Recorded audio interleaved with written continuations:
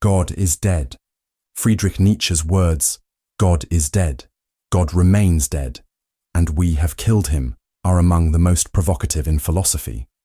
Written in his 1882 work, The Gay Science, this wasn't a declaration, but a dire warning.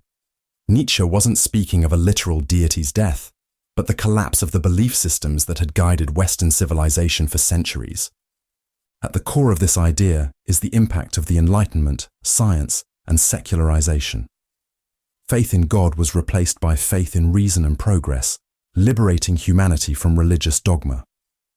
But Nietzsche saw this as a double-edged sword. The moral framework provided by religion was gone, leaving humanity untethered, drifting in a world without absolute meaning or values. He illustrated this existential crisis through his parable of the madman. In it, a man runs into a marketplace declaring that God is dead and we are his murderers. The crowd laughs, not grasping the weight of his words. The madman laments, "What did we do when we unchained this earth from its sun? Are we not plunging continually? Is there still any up or down? Without God, humanity loses its foundation, risking a descent into nihilism, the belief that life is meaningless." The myth of Sisyphus. What's the point of it all? Day after day, you strive and struggle, only to face the same challenges tomorrow. For Albert Camus, this endless repetition mirrors the story of Sisyphus, a man condemned to roll a boulder up a hill, only for it to roll back down every time. It's a tale of futility, but Camus saw it as the perfect metaphor for the human condition. In his essay, The Myth of Sisyphus, Camus asks the ultimate question: is life worth living? If life has no inherent meaning, isn't existence itself absurd? The absurd, Camus explains, arises from the clash between our search for purpose and the universe's indifference. Yet, rather than despair, Camus finds liberation. The struggle itself toward the heights, he writes, is enough to fill a man's heart. Sisyphus, endlessly toiling without hope of success, seems trapped. But Camus reclaims his story. By embracing the absurd, acknowledging the meaninglessness of his task, Sisyphus transcends his punishment. The gods control his fate, but not his defiance. One must imagine Sisyphus happy, Camus concludes, because in his rebellion, he finds freedom.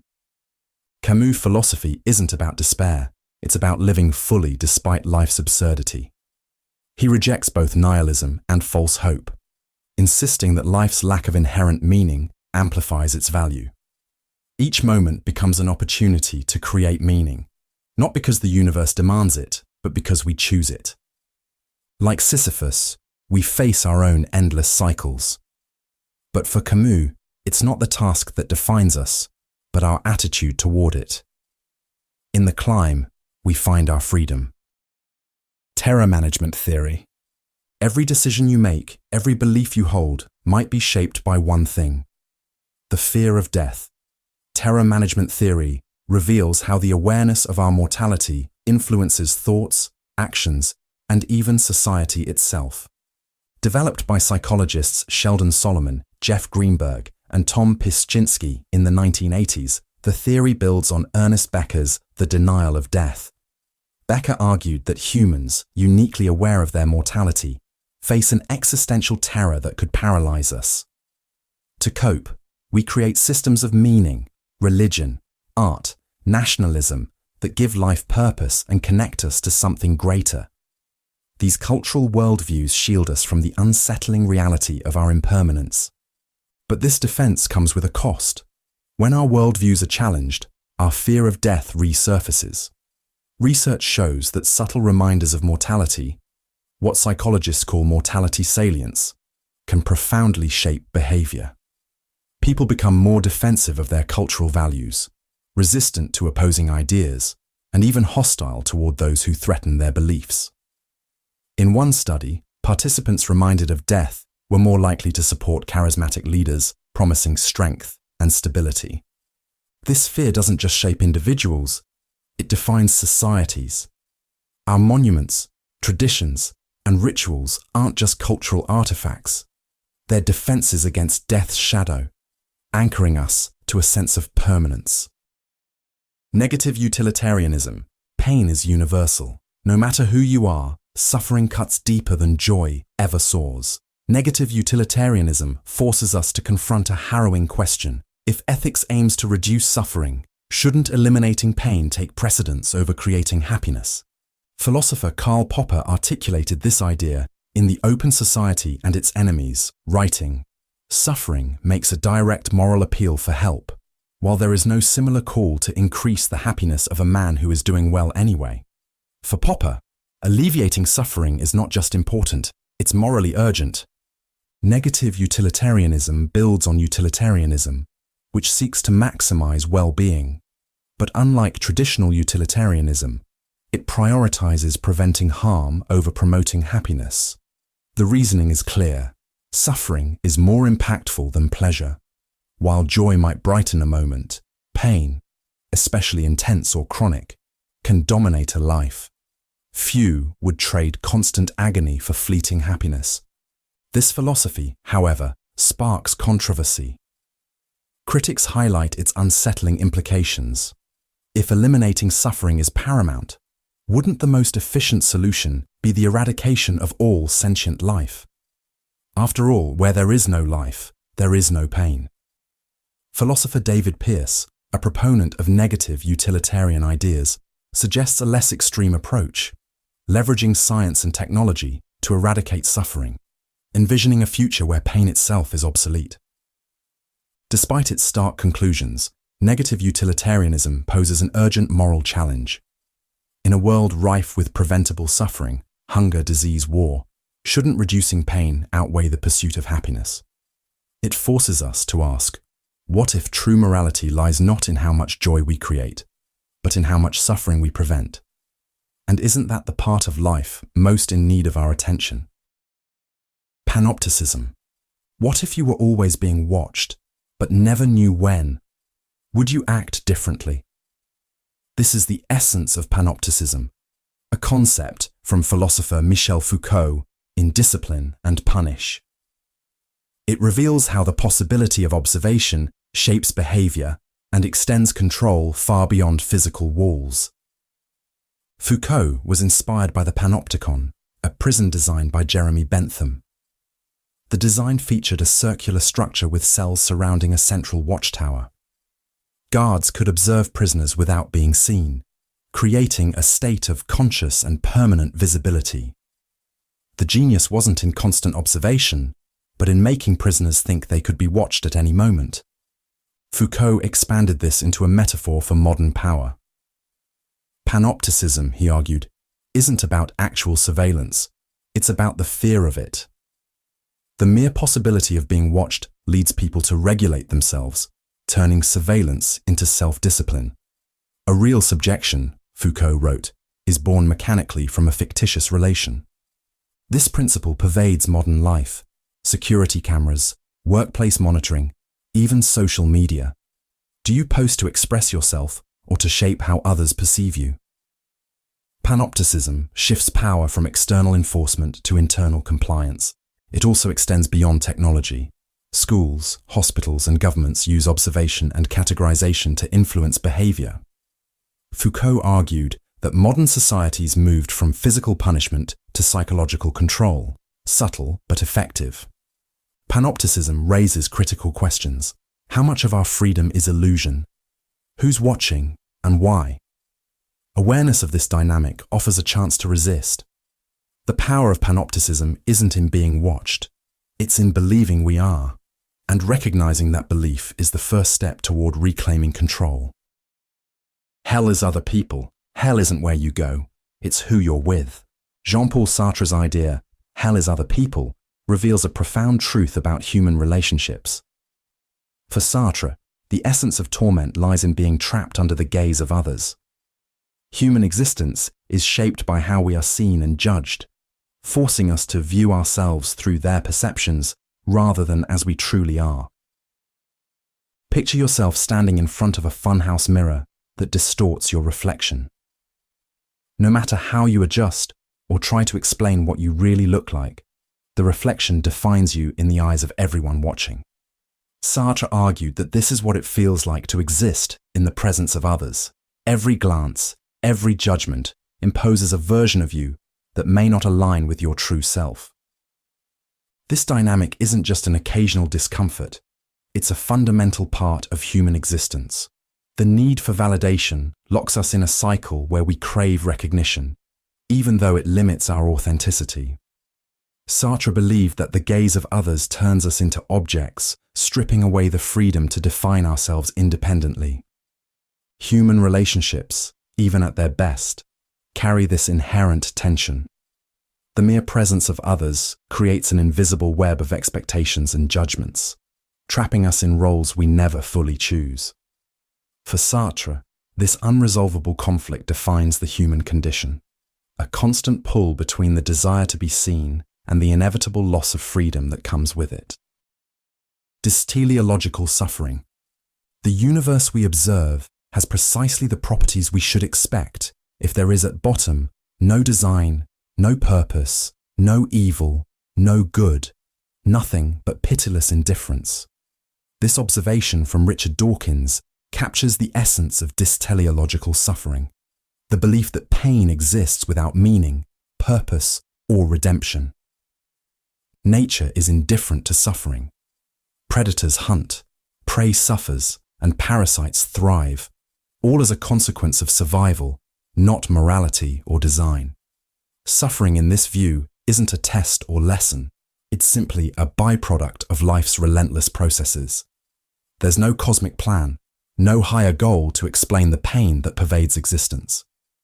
The term dysteleology combines the Greek telos, meaning end or purpose, with dys, implying something flawed or misaligned. It rejects comforting narratives that suffering serves a greater good, revealing a world driven by chaos and competition, rather than divine order. Sadien Nihilism. Morality is just an illusion. Nature doesn't care if you are good or evil, just or cruel. This is the stark foundation of Sadien Nihilism, a philosophy rooted in the provocative works of the Marquis de Sade, whose ideas challenge the very essence of morality itself. At its core, Sadien Nihilism denies the existence of universal moral truths. De Sade argued that concepts like virtue and justice are human inventions imposed on an indifferent and amoral natural world. In his novel Justine, he declares, "Nature has created us all solely to torment one another." For de Sade, nature is driven purely by survival and desire, indifferent to human constructs of right and wrong. De Sade's view of humanity reflects this brutal indifference. He saw people as creatures governed by raw impulses rather than reason or ethics. If morality is nothing more than a human fabrication, he concluded, there is no obligation to adhere to its rules. In the philosophy in the bedroom, he claimed that true freedom lies in embracing natural desires, no matter how transgressive or destructive. Abjection. Why does a rotting corpse horrify us so deeply? Why do we recoil from things that blur the boundaries between human and inhuman? These reactions stem from abjection, a concept explored by Julia Kristeva in her book Powers of Horror. Abjection isn't just fear or disgust, it's the psychological unease we feel when something disrupts the boundaries that define our sense of self.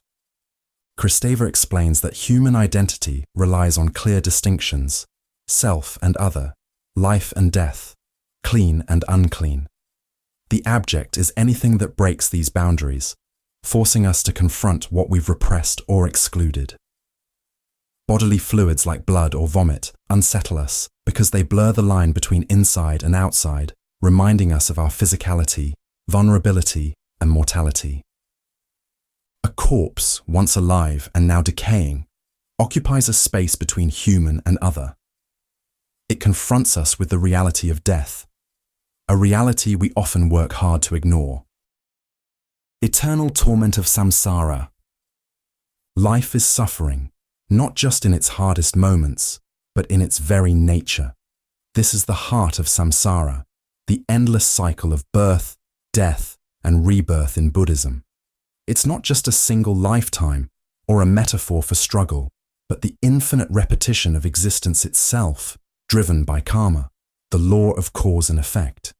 Every action plants a seed, shaping future lives, but even good karma binds you to samsara as long as desire, attachment, and ignorance persist. What makes samsara truly tormenting is not just the suffering, but the illusion that traps us. We chase fleeting happiness, believing it will bring fulfillment, only to be met with disappointment. Even life's joys, love, success, comfort, are impermanent, slipping away like sand through fingers. Nagarjuna likened samsara to a sea of suffering, endlessly tossing waves of birth and death. In this sea, all beings, from insects to kings, are bound by the same karmic chains. Buddhism teaches that ignorance is the root of this suffering. We mistake the impermanent for eternal, the painful for pleasurable, and the self for something real. These delusions blind us to the possibility of liberation. Escape lies in nirvana, not a place, but a state beyond suffering, desire, and individuality.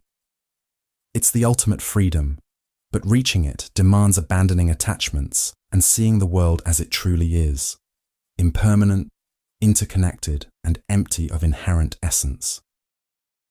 Being and nothingness. Existence precedes essence. Jean-Paul Sartre's foundational statement in Being and Nothingness captures the core of his existentialist philosophy. Humans are not born with a predetermined nature or purpose. Instead, we create our essence through actions and choices. Sartre argues that we are defined not by what we are, but by what we do. Sartre distinguishes between two modes of being in itself and being for itself. Being in itself refers to inanimate objects that simply exist, fixed, unchanging, and unaware. A chair or a rock, for example, has no capacity for self-reflection or transformation. Being for itself, by contrast, describes human consciousness. Unlike objects, humans exist as incomplete and constantly changing, defined by their ability to reflect, choose, and imagine possibilities. Central to Sartre's philosophy is the concept of nothingness. Consciousness introduces a gap, nothingness, between ourselves and the world. This gap allows humans to envision what could be and act freely. However, this freedom comes with an immense burden, the responsibility to shape our lives and humanity through our choices. The shadow. There's a part of you you refuse to see, a hidden side you deny or project onto others. Carl Jung called this the shadow. It's always there, influencing who you are, whether you acknowledge it or not. Jung believed the shadow contains everything we reject about ourselves, our dark impulses, forbidden desires, and unacknowledged flaws. But it's not just evil. It's any part of you that doesn't align with the image you want to project. The shadow is born when we suppress these traits, often in childhood, to meet societal or familial expectations. Paradoxically, the more we suppress the shadow, the more control it gains. Jung warned, until you make the unconscious conscious, it will direct your life and you will call it fate. Your shadow manifests in subtle ways. Anger you project, envy disguised as criticism, or insecurities driving your choices. Jung called the process of confronting the shadow integration. It's not about indulging impulses, but understanding them. By facing the shadow, you achieve individuation, becoming a whole, authentic self. Suppressed traits like ambition or creativity can transform into strengths when acknowledged. Misanthropy. Humanity is often praised as a marvel of evolution, capable of art, science, and love. But to the misanthrope, humanity is a plague, a species defined by greed, cruelty, and self-destruction. Is this a harsh truth or simply the disillusionment of those who see too clearly? Misanthropy, the distrust or hatred of humankind, has echoed through history. Ancient Greek philosopher Diogenes roamed Athens with a lantern, claiming to search for an honest man, though he doubted one existed. Arthur Schopenhauer took this further, describing humanity as driven by a blind, selfish will, a force that perpetuates endless suffering. Misanthropy isn't just philosophical pessimism. It's a critique of the human condition. Misanthropes argue that our capacity for destruction outweighs our virtues. War, environmental collapse, and systemic injustice reveal a species whose intelligence often amplifies its flaws. Nihilism. Life has no inherent meaning, no ultimate purpose written into the fabric of existence. This is the claim of nihilism, a philosophy that strips away assumptions and forces us to confront reality without comforting illusions. It doesn't dismiss life, it challenges us to face it as it truly is, unfiltered and raw. At its core, nihilism contends that the systems we trust, morality, religion, identity, are mere human constructs. The values and beliefs that once provided life with meaning are baseless, leaving a void where certainty once stood. When these frameworks collapse, we are left questioning the validity of our values and goals. If there is no ultimate truth or purpose, what justifies any of our actions? Some see nihilism as a chance for profound liberation. With no preordained purpose, individuals are free to construct their own values and meanings. This perspective transforms nihilism from a doctrine of despair into a foundation for personal empowerment and self-creation. However, others perceive nihilism as a descent into chaos and despair. Without a higher authority or objective meaning, it risks reducing life to a series of meaningless acts, where morality becomes arbitrary and existence feels hollow. Human sacrifice. Mythos. Few ideas are as unsettling as human sacrifice. The act of offering a life to appease gods, seek favor, or restore balance. What drove civilizations across the globe to embrace such rituals, and what does this reveal about the human psyche? Human sacrifice spanned cultures and eras, from Aztec temples to Celtic druids, from ancient China to Mesopotamia. At its heart was the belief that blood was the ultimate currency in the cosmic economy. For the Aztecs, it wasn't just ritual, it was necessity. The gods had sacrificed themselves to create the world, and humanity owed a debt. Historian David Carrasco noted, "Without the nourishment of blood, the sun would fail to rise. Sacrifice ensured the universe's survival. But why humans, not animals or crops? Life itself held sacred, unmatched value. Offering a human life was the ultimate gift, imbued with profound spiritual weight." Philosopher René Girard explored the psychology of sacrifice, proposing it emerged to resolve social conflict. His scapegoat mechanism theory suggested societies channeled collective guilt or fear onto a single victim, restoring unity. Sacrifice wasn't just spiritual, it reinforced political power. Priests and rulers claimed authority through their ability to mediate between humanity and the divine. Over time, Nietzsche argued, sacrifice evolved. Ritual bloodshed gave way to moral sacrifices, self-denial and guilt, shaped by religious systems like Christianity. Today, human sacrifice is gone, but its echoes persist in our stories and the idea of sacrificing for greater causes. The death drive. Why do we sabotage ourselves? Why do we sometimes choose chaos over order, destruction over survival? Sigmund Freud, the father of psychoanalysis, believed he had an answer: the death drive. Beneath our conscious minds lies a dark and primal force, a pull not toward life, but toward self-destruction and the return to nothingness. In his 1920 work Beyond the Pleasure Principle, Freud introduced the death drive, or thanatos. Until then, Freud had focused on the pleasure principle, the idea that humans seek pleasure and avoid pain. But he noticed something perplexing. Not all behavior aligns with this instinct. People engage in self-sabotage, repeat harmful patterns, and gravitate towards suffering. Why? Freud argued that alongside our drive to live, there is an opposing force pulling us toward destruction. At its heart, the death drive reflects a desire to return to a state of non-existence, a primordial stillness before life began.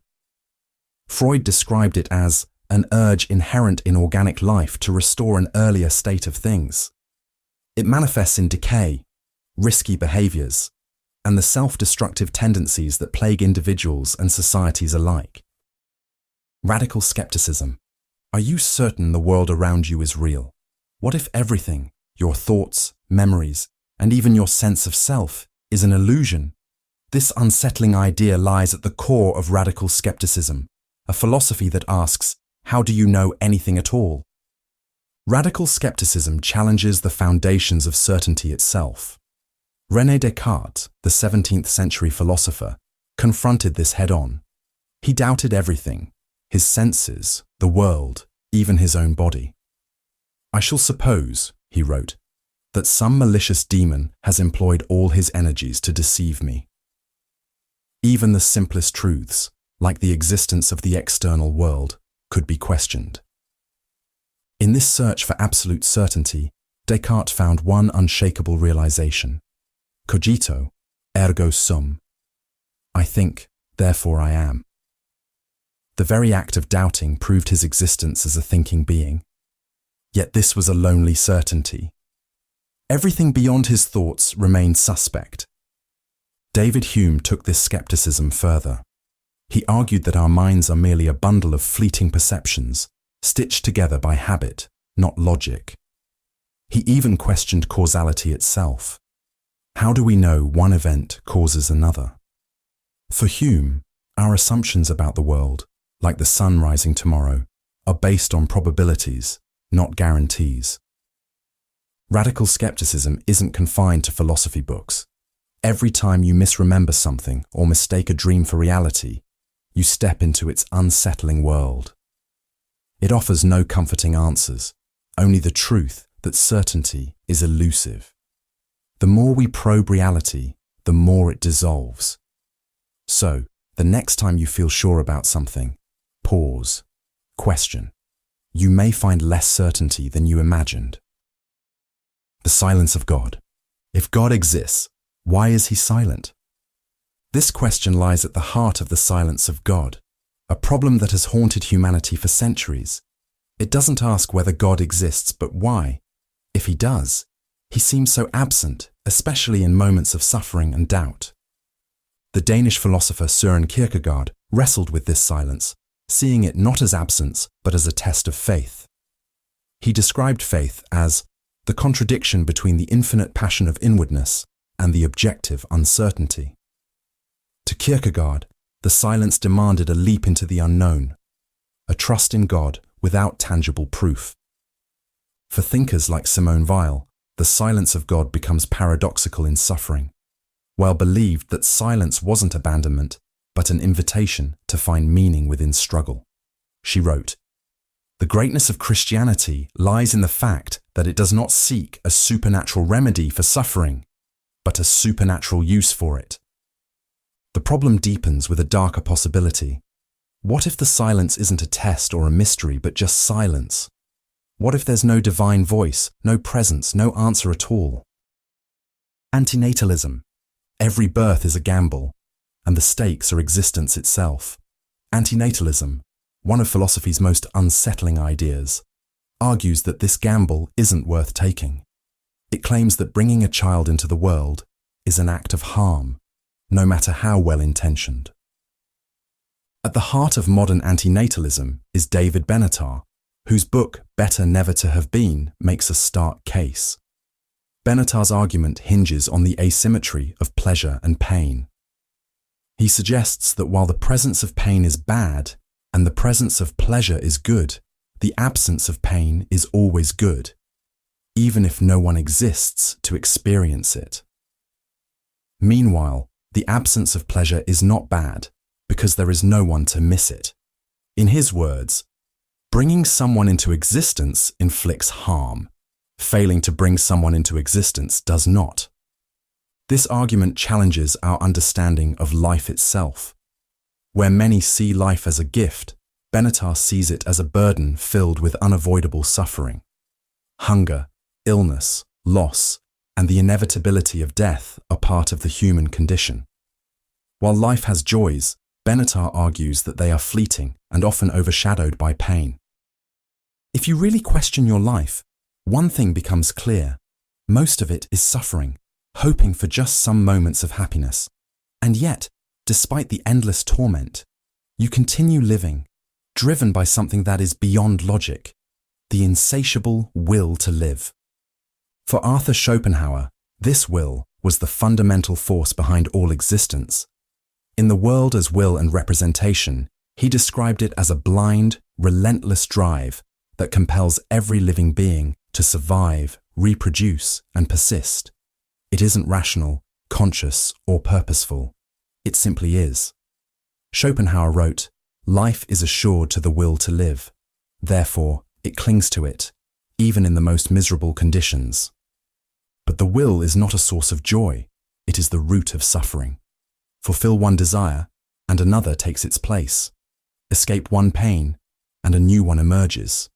Schopenhauer argued that pleasure is fleeting, while suffering is constant. He wrote, "All satisfaction is only negative, the removal of a desire and pain." This struggle is universal. In nature, life devours life in a cycle of survival. In human existence, ambition often leads to emptiness. Unlike animals, we reflect on our suffering, yet remain trapped by the will, amplifying our own misery. Ontological insecurity. What happens when your sense of reality feels unsteady? When the boundaries between self and world blur, and your very existence feels uncertain? This is ontological insecurity, a concept introduced by psychiatrist R.D. Laing in The Divided Self. It's not just a psychological state, it's a profound challenge to how we understand identity and existence. Laing describes ontological insecurity as the feeling that one's being is fragile or at risk of collapse. For most people, life unfolds on a stable stage. We trust our sense of self, our relationships, and the world. But for someone experiencing ontological insecurity, that stage is shaky. They might feel detached, questioning their perceptions or even their own coherence as a self. Laing identified 3 fears that define this state. First is engulfment, the fear of losing oneself in relationships or being consumed by others' demands. This leads to avoiding intimacy to protect a fragile sense of self. Second is implosion, a dread of being overwhelmed by inner chaos or the vastness of existence itself. The third is petrification, the feeling of being seen as an object, stripped of humanity and agency. Ontological insecurity often appears in conditions like schizophrenia or severe anxiety, where self-world boundaries dissolve. Laing saw it not as pathology, but as a response to a chaotic or isolating world. This idea echoes existentialist philosophy. For Sartre, the disorienting awareness of existence, or nausea, mirrors the destabilizing nature of ontological insecurity. Heidegger's concept of thrownness, being cast into a world beyond our control, captures our shared vulnerability. Laing believed understanding ontological insecurity begins with empathy. It forces us to confront the fragility of identity and ask, what holds us together when reality itself feels unstable? Moral nihilism. Good, evil, right, wrong. What if these weren't universal truths, but human inventions, stories we've created to impose order on a chaotic universe? This is the claim of moral nihilism, the belief that morality isn't real, but a construct, a fiction we tell ourselves. J.L. Mackie, one of moral nihilism's key proponents, opens his book, Ethics, Inventing Right and Wrong, with the bold assertion, there are no objective values. For Mackie, moral claims, justice, kindness, cruelty, aren't facts about the world.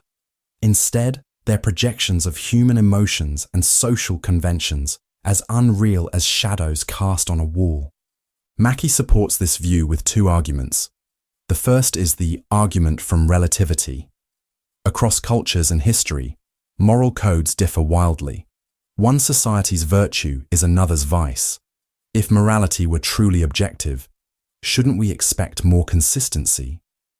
Mackie suggests that these differences arise not from universal truths, but from human needs shaped by specific contexts. The second is the argument from queerness. If objective moral values existed, they'd be unlike anything else in the universe. Strange, metaphysical entities guiding human behavior.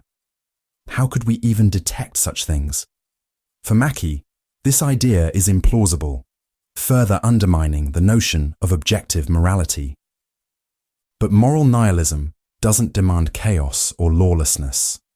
Mackie describes morality as a useful fiction. Rules like stealing is wrong aren't cosmic truths, they're tools that promote social stability. The fiction works, even if it's not real. Cosmic horror. The universe is vast, indifferent, and incomprehensible. For every star we see, countless others remain hidden, their light lost to the void. It's here, in this infinite silence, that cosmic horror finds its home, an existential dread rooted in our insignificance within a cosmos that neither knows nor cares about us.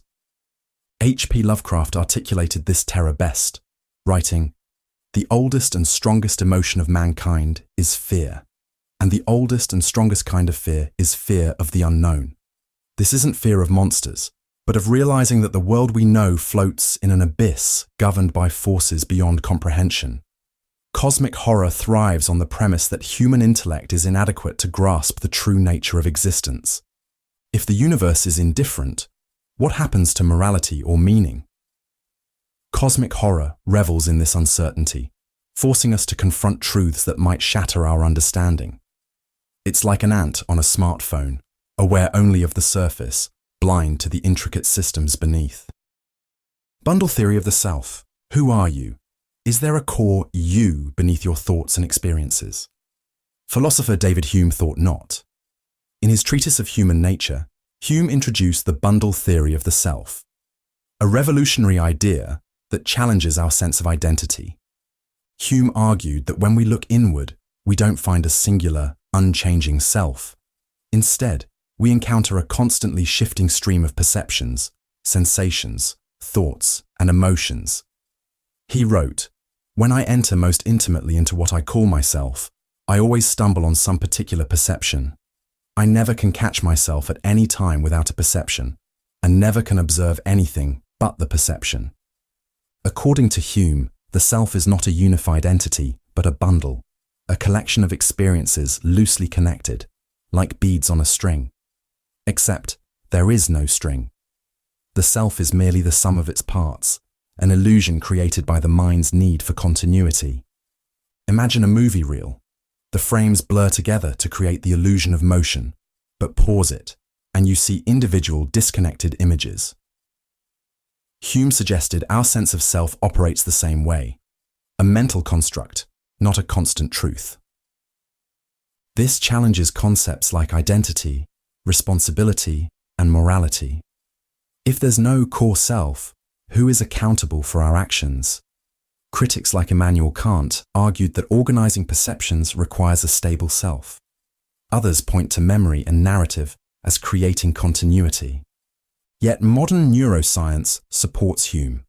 Studies reveal the brain as a patchwork of systems working in parallel, with no central coordinator. The self, it seems, is a process, not a thing. Hume's theory leaves us with a liberating thought.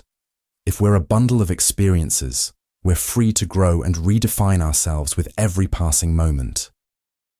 Determinism. Every decision you've ever made, what you ate for breakfast, who you've become, might not have been a choice at all. Determinism argues that every action, thought, and event is the inevitable result of prior causes, making freedom an illusion. The idea dates back to ancient philosophy, but 18th century mathematician Pierre-Simon Laplace captured its essence with his concept of Laplace's demon. This hypothetical intelligence, knowing the position and motion of every particle in the universe, could predict the future with absolute certainty. For such an intellect, Laplace wrote, nothing would be uncertain, and the future, like the past, would be present before its eyes. Determinism rests on cause and effect, From atomic movements to neural firings, every action is bound by prior events. If time were rewound, every thought and action would unfold exactly the same way, as they were never truly under your control. Animal suffering in Theodicy. If God is all good and all-powerful, why does innocent suffering exist, especially among animals incapable of moral failings? This question, central to animal suffering in Theodicy, challenges religious and philosophical thought. Animals have suffered for millions of years: predation, disease, starvation, natural disasters. Unlike humans, they can't rationalize or find meaning in their pain. If this suffering lacks purpose, why would a benevolent God allow it? Philosopher William Rowe famously illustrated this with his fawn in the forest thought experiment. A fawn caught in a wildfire, suffering immensely before dying alone. Rowe asks, what purpose does this serve? If none exists, such suffering challenges the existence of an all-good God. Theists have offered various theodicies to reconcile suffering with divine benevolence. The greater good defense suggests that animal suffering supports a larger divine plan. Pain and predation balance ecosystems, fostering complexity. Others argue the free will defense, claiming natural world unpredictability is necessary for human freedom. But animals, lacking moral agency, complicate this explanation. John Hick proposed suffering as essential for soul-making, shaping moral and spiritual growth. But what spiritual growth exists for a gazelle devoured by a lion or a bird infected by parasites? Critics like David Atfield argue such defenses fail. Animal suffering seems excessive, gratuitous, and beyond necessity. The problem of other minds. How do you know anyone else is conscious? Not just alive, but truly aware, thinking, feeling, and experiencing the world like you do. Your best friend, your family, even strangers on the street. What if they're merely mimicking human behavior without any inner awareness? This is the problem of other minds, a haunting question in philosophy with no definitive answer. The problem stems from the subjective nature of consciousness. You know you're conscious because you experience your own thoughts and emotions. But when it comes to others, you only observe their behavior. A smile might suggest happiness, or tears might indicate sadness. But are these signs of inner experience, or just outward displays? How can you rule out the possibility that others are philosophical zombies, entities that act conscious but lack true awareness? René Descartes famously declared, "I think, therefore I am," proving his own consciousness. But he couldn't extend that certainty to others, leaving their minds an open question. Modern neuroscience maps brain activity and correlates it with thoughts and feelings. But even this doesn't access the subjective experience of another person. We can measure the brain's mechanisms, but not its inner reality. Here's the unsettling twist. Just as you can't prove others are conscious, no one can prove you are. From their perspective, you might be the automaton, going through the motions without awareness. This question challenges everything: our morality, relationships, and empathy. Yet we act as if others are conscious because the alternative is unbearable. A world where your mind is the only reality. Beginning toward death, you're dying, not someday far in the future, but right now. Each passing moment, each breath brings you closer to the end. This stark truth forms the foundation of Martin Heidegger's concept of being toward death. For Heidegger, death isn't just an event. It's the defining feature of existence, shaping how we live each day. Death is paradoxical, both absolutely certain and completely unknowable. Heidegger wrote, "As soon as man comes to life, he is at once old enough to die," emphasizing that death is always present, part of who we are.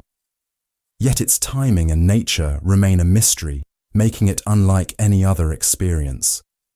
Most of us avoid this reality, losing ourselves in routines and social norms, what Heidegger called the they-self. In this passive state, We adopt the illusion of permanence, pretending death is distant and abstract. But Heidegger argued that this avoidance leads to inauthentic living. To live authentically, we must confront our mortality head-on. Heidegger called this being toward death, actively acknowledging life's finite nature. By embracing death, we take responsibility for our lives. Decisions gain weight, and life becomes a series of deliberate choices rather than passive motions.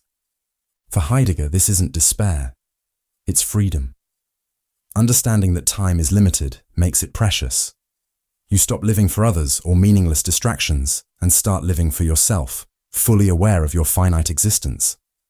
Death, Heidegger believed, is the ultimate individual experience. No one else can die your death for you. By facing this truth, you break free from illusions and live authentically, realizing that life's value lies in its impermanence. An eternal form confronting death, he argued. Can we truly live? Causa Sui. What if something could create itself, exist without any external cause? This is Causa Sui, the idea of being one's own cause. It challenges logic, forcing us to rethink the very nature of existence. The concept originates with Baruch Spinoza, who used it to describe God, or, as he called it, substance. In Ethics, Spinoza wrote, "That thing is called free, which exists from the necessity of its own nature alone, and is determined to act by itself alone." For Spinoza, God, or the universe, is Causa Sui, self-caused, infinite, and dependent on nothing else. This idea defies how we understand causality. Everything relies on something else, a tree from a seed from another tree. But where does the chain begin? Spinoza's answer is radical, with something that simply exists, needing no cause because it is the cause. Causa Sui also resonates in existential philosophy. Thinkers like Sartre explored the human desire to be self-created. Sartre called it the project of being God, the longing to define ourselves without external influence. While humans can't truly be Causa Sui, the struggle to define ourselves shapes our existence. In science, echoes of Causa Sui emerge in questions about the universe's origin. If everything has a cause, what caused the universe? Could it create itself, or does it require an external first cause? For Spinoza, the universe doesn't need a reason to exist. It simply does. This idea isn't about escaping causality, but understanding it. Causa Sui forces us to confront a paradox. Can anything truly cause itself? Or is it a reflection of our longing to escape the web of causes that define us? Ironic process theory. Don't think about a white bear. Whatever you do, don't picture it. Odds are, the first thing that popped into your head was a white bear. This paradox is the essence of ironic process theory, a concept introduced by Daniel Wegner in the 1980s. It reveals a quirk of the mind. The more we try to suppress a thought, the more likely it is to intrude. But why does this happen? When we suppress a thought, the mind splits into two processes. The first actively tries to push the thought away. Don't think about the white bear.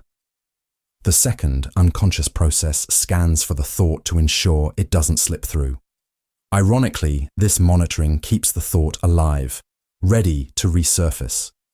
Wegener proved this in experiments where participants were told not to think about a white bear. The harder they tried, the more often the thought appeared. This isn't just a mental quirk, it has real-world implications. Insomnia sufferers who try to suppress worry often find themselves wide awake. People on diets fixate on forbidden foods. Breakups linger because trying to forget an ex only makes them more prominent. Wegener offered a solution: distraction. Redirecting the mind to another focus, like thinking about a black cat, can reduce the intrusive thought's power. Letting thoughts pass rather than fighting them also helps, much like watching clouds drift in the sky. The lesson? Suppression fuels obsession. Instead of wrestling with your mind, let the thought come and go, because, like a stubborn white bear, overthrow it, the stronger it becomes. State of nature as war. Strip away laws, governments, and societal rules. What's left? For philosopher Thomas Hobbes, it's chaos, a brutal war of every man against every man. This is the state of nature, a world without authority, which Hobbes saw as humanity's raw, unfiltered reality. In his 1651 work Leviathan, Hobbes argued that life in the state of nature would be driven by fear and competition. Humans, motivated by self-interest and survival, would clash endlessly over resources and power. In such condition, he wrote, the life of man is solitary, poor, nasty, brutish, and short. Why such chaos? Hobbes pointed to equality, not the noble kind, but the kind that makes everyone equally dangerous. Even the weakest can harm the strongest through cunning or alliances, creating perpetual mistrust. Without rules or authority to ensure safety, people would live in constant suspicion, ready to strike first. This isn't just theory. Hobbes pointed to civil wars and societal breakdowns as glimpses of the state of nature. Yet he didn't see humans as evil, just rational. In a world without order, survival demands preemptive conflict. Hobbes believed the only escape was the social contract, individuals surrendering some freedom to a sovereign authority, the Leviathan, in exchange for security and peace. This authority, wielding absolute power, keeps the chaos of the state of nature at bay. While critics argue Hobbes underestimated human cooperation, his vision resonates today. From political instability to international tensions, the shadow of the state of nature reminds us what's at stake. Hobbes challenges us to ask, what truly holds civilization together, and how far are we willing to go to preserve it? Fallenness of Dasein. We spend our lives scrolling, chasing fleeting pleasures, and following routines. But is this truly living? Martin Heidegger called this the fallenness of Dasein, revealing an unsettling truth about human existence. Much of what we do is a distraction from facing who we really are. In Being and Time, Heidegger introduces the concept of Dasein, meaning being there, or existence. Dasein represents the human condition, our unique capacity to question life and seek meaning. Yet, instead of confronting these profound questions, we fall into what Heidegger termed fallenness, a passive absorption in the trivial and superficial. Fallenness isn't about morality, it's an existential state. Heidegger describes it as being lost in the they, letting societal norms and expectations dictate our lives. We conform to what they think, say, and do, losing touch with our authentic selves. We curate perfect online personas, chase trends without questioning their value, and fill our days with distractions to avoid facing deeper truths. At its core, fallenness is a flight from anxiety. For Heidegger, anxiety isn't mere fear. It's the unsettling awareness of our freedom to shape life without a predetermined purpose. This realization exposes the void at the heart of existence. Instead of embracing this freedom, we retreat into routine and convention, avoiding the discomfort of authenticity. But anxiety, paradoxically, can liberate us. Heidegger believed it could jolt us out of fallenness, forcing us to confront our finitude and take responsibility for our choices. Authenticity lies not in rejecting society, but in consciously defining our own purpose. Moral desert. Do we truly deserve anything? The concept of moral desert questions whether people genuinely earn the rewards or punishments they receive.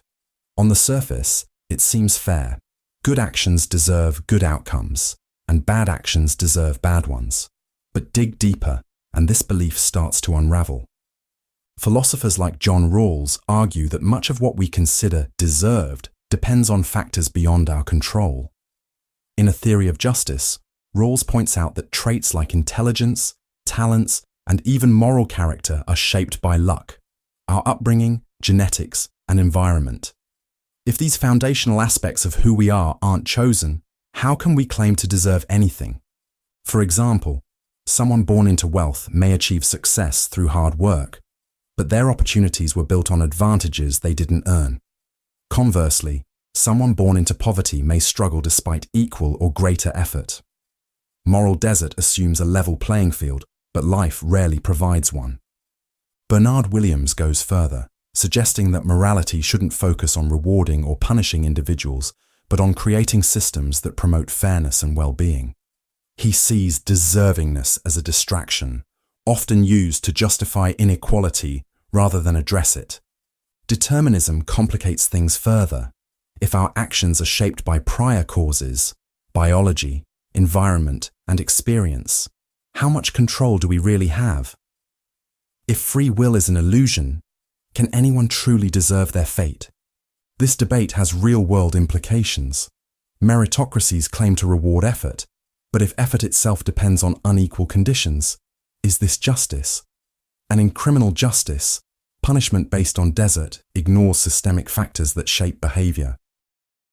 The bicameral mind. What if human consciousness is far younger than we think? This is the bold idea behind the bicameral mind, a theory proposed by Julian Jaynes in his 1976 book, The Origin of Consciousness, in the Breakdown of the Bicameral Mind. Jaynes argued that ancient humans, as recently as 3,000 years ago, were not conscious as we are today. Instead, their minds operated in two chambers, one giving commands and the other obeying, interpreting these commands as the voices of gods.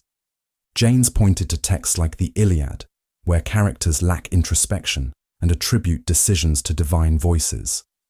He believed these weren't metaphors, but literal experiences, with one brain hemisphere producing commands and the other hearing them. This bicameral mind provided clear, authoritative guidance, essential for survival in chaotic early societies. Over time, societal complexity and the development of written language led to the breakdown of this system. As external pressures like wars and migrations increased, humans adapted, fostering introspection and the emergence of modern self-awareness. For Jaynes, this marked the birth of consciousness as we know it. Critics call the theory speculative, questioning its neurological basis and reliance on textual interpretation. However, Jaynes's ideas provoke profound questions. Is modern consciousness a relatively recent development shaped by history? Could it be more fragile and contingent than we assume? If consciousness once emerged from societal and environmental pressures, could it also fade under different conditions? Jaynes's theory forces us to consider whether our sense of self is an eternal human trait or a fleeting product of a particular moment in history. The Undead God. God is dead. Nietzsche's unsettling proclamation in the gay science signaled the collapse of divine authority, leaving humanity untethered. But what if God isn't truly gone? What if God lingers, not alive, but undead, a shadow embedded in our morality, culture, and subconscious? This is the concept of the undead God, a deity stripped of power yet haunting our values and institutions. Nietzsche's warning wasn't about atheism's triumph, but the danger of clinging to systems rooted in a belief we've abandoned. He saw humanity as trapped in the remnants of old frameworks, unwilling to confront the void left behind. As he wrote, "What are these morals if they are not the shadows of God?" Shadows of shadows. The problem is stark. Without God, what justifies concepts like good and evil, justice and freedom? Nietzsche argued that these ideals, once grounded in divine command, now float unmoored. We reject religious authority, yet treat these values as sacred absolutes, even as their foundations crumble. Modern life offers unsettling proof. Ideals like equality and morality are upheld as self-evident truths, yet they remain tethered to theological roots we no longer acknowledge. The undead God lives on, shaping our world even as we deny its existence. Nietzsche didn't merely diagnose this crisis, he demanded action. He urged us to slay the undead God by re-evaluating values and creating new ones, free from inherited belief. This is the path of the Übermensch, forging meaning in a world without absolutes? Are you living under the shadow of an undead God? Or are you ready to confront the void and create meaning anew? Nietzsche's spectre challenges us. The choice is yours. Vanity of Existence. Why do we strive and toil, knowing nothing lasts? This is the heart of Arthur Schopenhauer's concept of the vanity of existence, a stark reflection on the futility of life. For Schopenhauer, existence is a relentless cycle of striving, suffering, and inevitable decline. He wrote, "The vanity of existence is revealed in the whole form. Existence assumes, in the infiniteness of time and space, contrasted with the finiteness of the individual in both. We are fleeting beings, adrift in an infinite, uncaring cosmos." Schopenhauer argued that life is driven by the will to life, an insatiable force compelling us to survive, reproduce, and chase desires. Yet every fulfilled desire only gives way to new ones. All satisfaction, he declared, is only negative, the removal of a desire and its pain. This endless yearning mirrors Sisyphus, endlessly pushing his boulder uphill. In daily life, this truth becomes evident. A new achievement, possession, or recognition provides fleeting joy, but the satisfaction dissolves, leaving us wanting again. Even acts of creation, love, or legacy, Schopenhauer saw as attempts to mask the void. Time erodes all achievements. Even the grandest empires crumble. What has been and is no more, he wrote, always seems better than what is now. Schopenhauer didn't seek despair, but clarity. He believed recognizing life's futility allowed us to escape its grip. Through art, philosophy, and especially music, which offered moments of liberation from endless striving. Efilism. Life is a mistake, not just human life, but all life. The predator hunting its prey, the insect devoured by a larger beast, the endless cycle of birth, suffering, and death. Efilism, a radical philosophy, doesn't just question human existence. It questions the very fabric of life itself. It asks us to consider an unsettling idea. What if the kindest, most ethical act isn't to sustain life, but to end it? Imagine a factory that's been running for billions of years.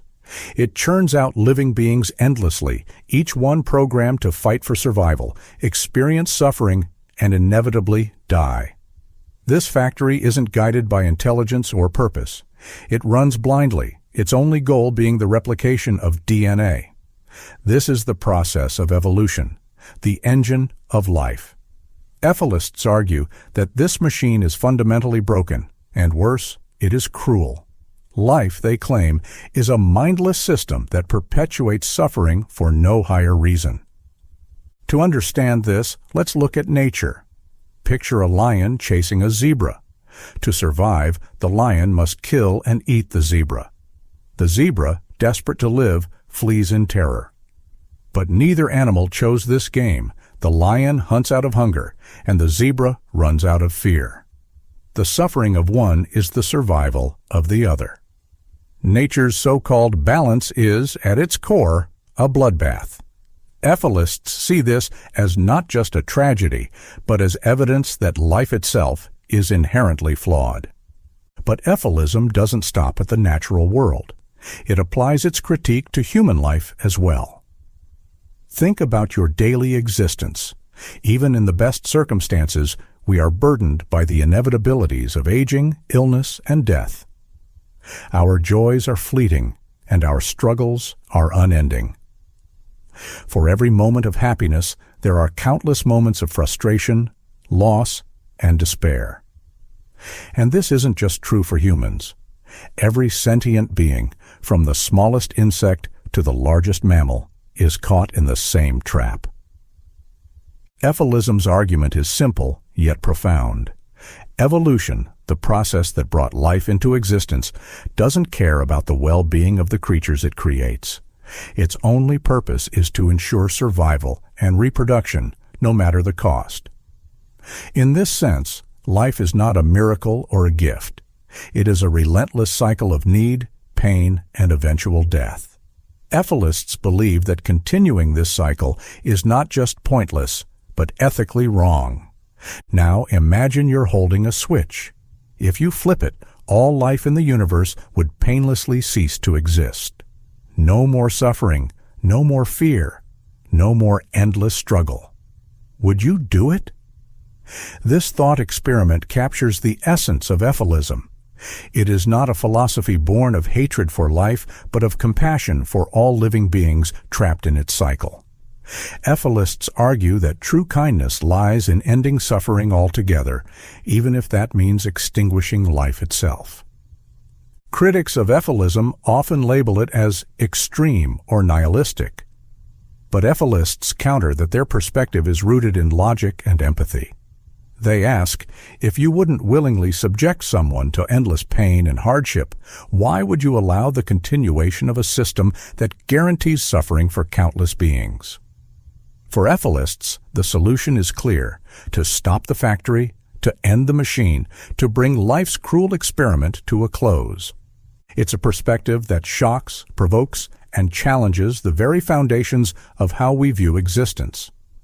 Efilism doesn't provide easy answers or comforting truths. Instead, it forces us to confront life's harshest realities and ask ourselves an impossible question: is existence worth the cost? The problem of suffering. Why does suffering exist? If we live in a world capable of producing beauty, joy, and love, why is it also filled with pain, loss, and cruelty? This question, known as the problem of suffering, has haunted humanity for centuries. It challenges our understanding of existence, morality, and even the nature of the universe itself. At its core, the problem of suffering is not just about why suffering occurs, but what it means and how we should respond to it. Suffering takes many forms, from the physical pain of injury to the emotional anguish of heartbreak or loss. It is an undeniable part of the human condition, woven into the fabric of existence. But what makes suffering so perplexing is its universality. No one is exempt from it. Whether rich or poor, powerful or powerless, every sentient being experiences suffering in some form. This shared reality raises profound questions. Is suffering necessary? Is it random? Or is there a deeper purpose behind it? Philosophers and thinkers have approached the problem of suffering in different ways. For those who believe in a higher power, suffering poses a theological challenge. If God is all-powerful and all-loving, why does He allow suffering to exist? This question, often referred to as the problem of evil, has led to centuries of debate. Some argue that suffering is a test of faith or a tool for spiritual growth. Others suggest it is a consequence of human free will, a necessary byproduct of our ability to choose. Yet these answers often feel incomplete. They might explain some instances of suffering, but fall short when faced with the sheer scale of pain in the world, natural disasters, disease, and tragedies that seem to strike without reason. Secular perspectives on suffering often focus on its biological and evolutionary roots. Pain, for instance, serves an important function in alerting organisms to danger. Without the ability to feel pain, a person might not withdraw their hand from a fire or recognize the symptoms of an illness. Emotional suffering, too, has its roots in survival. Fear keeps us safe from threats, while grief helps us process loss and move forward. From this perspective, suffering is not a cosmic punishment or moral failing, but a necessary part of life's design. Yet, understanding the purpose of suffering doesn't make it any easier to endure. It still leaves us questioning why life must be built on such a fragile foundation. Existentialist philosophers like Friedrich Nietzsche and Jean-Paul Sartre viewed suffering as an inevitable part of life, one that challenges us to find meaning in an indifferent universe. Nietzsche famously said, "To live is to suffer. To survive is to find some meaning in the suffering."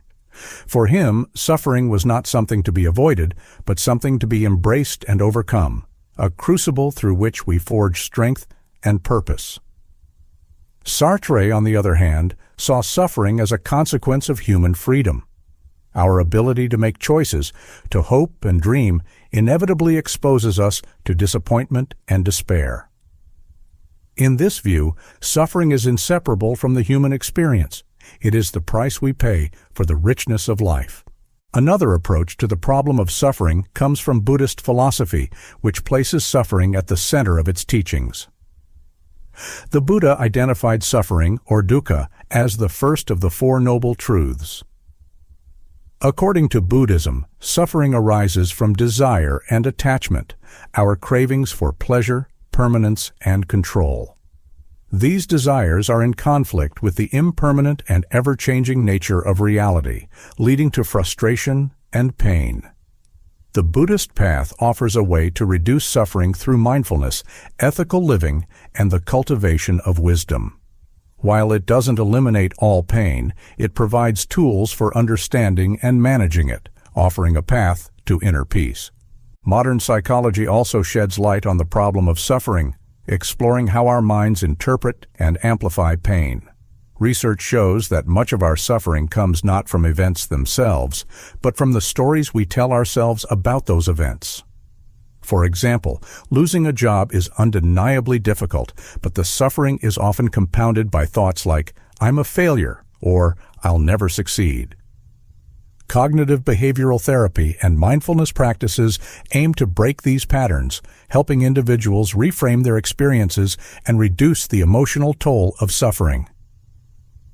In recent years, the problem of suffering has taken on new dimensions with the rise of artificial intelligence and transhumanism. Some thinkers argue that suffering could one day be eliminated through technology, whether by re-engineering the human brain or creating digital environments free of pain. While this vision raises ethical and philosophical questions, it also challenges the assumption that suffering is an inevitable part of life. If we could eliminate suffering, should we? Or does suffering serve a deeper purpose that we would lose in the process? Ultimately, the problem of suffering is not just an intellectual puzzle. It is a deeply personal question. Each of us confronts suffering in our own lives, grappling with its meaning and impact. Some find solace in faith or philosophy, others in the support of loved ones or the pursuit of justice. What unites us is the shared experience of wrestling with pain, the search for meaning in hardship, and the hope for something better. Suffering is a paradox. It is both universal and deeply individual, both necessary and unbearable. It reveals the fragility of life, but also its resilience. While we may never fully solve the problem of suffering, the ways we confront it shape who we are and how we live. Perhaps the greatest lesson of suffering is its ability to connect us, to remind us of our shared humanity, and to inspire compassion, courage, and the relentless pursuit of understanding. Voluntary Human Extinction Movement. Picture a world without humans, no pollution, no deforestation, no species driven to extinction by human activity. This is the vision of the Voluntary Human Extinction Movement, a provocative and deeply controversial ideology that proposes a simple but radical solution to humanity's environmental impact. That humans should voluntarily stop reproducing and allow our species to fade into extinction for the benefit of the planet and all other forms of life. The Voluntary Human Extinction Movement is not about hatred of humanity or advocating harm. At its core, it is rooted in compassion for the planet, for future generations, and for the countless species whose existence is threatened by human activity. Its founder, Les Knight, articulated the movement's philosophy as one of voluntary action. He argues that humanity's dominance over the earth has caused unparalleled harm, and the most ethical response is to step aside, allowing the natural world to heal and thrive without us. The movement asks us to confront uncomfortable truths about humanity's impact. As a species, we have reshaped ecosystems, altered the climate, and driven countless species to extinction. Every year, vast tracts of forests are cleared for agriculture, oceans are polluted with plastic, and the atmosphere is filled with greenhouse gases. The voluntary human extinction movement suggests that these issues are not just byproducts of mismanagement or inefficiency, but inherent to the existence of a species as dominant and resource-intensive as humanity. Supporters of the movement argue that even the most sustainable human practices come at a cost to other life forms. While efforts to reduce our footprint through renewable energy, conservation, and sustainable agriculture are vital, they contend that these measures are insufficient to address the deeper issue, humanity's sheer scale and consumption. For them, voluntary extinction is not a statement of despair, but an act of altruism, a way to prioritize the needs of the planet over the perpetuation of a single species. Critics of the voluntary human extinction movement raise several objections. One of the most common is that it dismisses humanity's capacity for positive change. Humans, after all, are not only destructive, but also creative and compassionate. We have developed technologies that can restore damaged ecosystems, discovered ways to mitigate climate change, and advocated for the rights of other species. Critics argue that instead of disappearing, humanity should focus on becoming better stewards of the Earth, finding ways to coexist harmoniously with other life forms.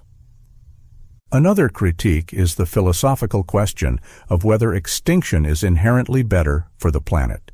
Without humans, the natural world would undoubtedly recover, but the cycle of life would still involve suffering. Predation, disease, and competition are fundamental aspects of ecosystems. The absence of humans might alleviate certain pressures, but it would not eliminate pain and struggle from the natural world.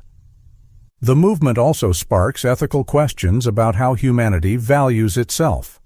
Is it possible to promote voluntary extinction without diminishing the inherent worth of human life? Supporters of the movement believe it is, emphasizing that their philosophy is not about misanthropy or self-hatred, but about recognizing humanity's unique position of responsibility.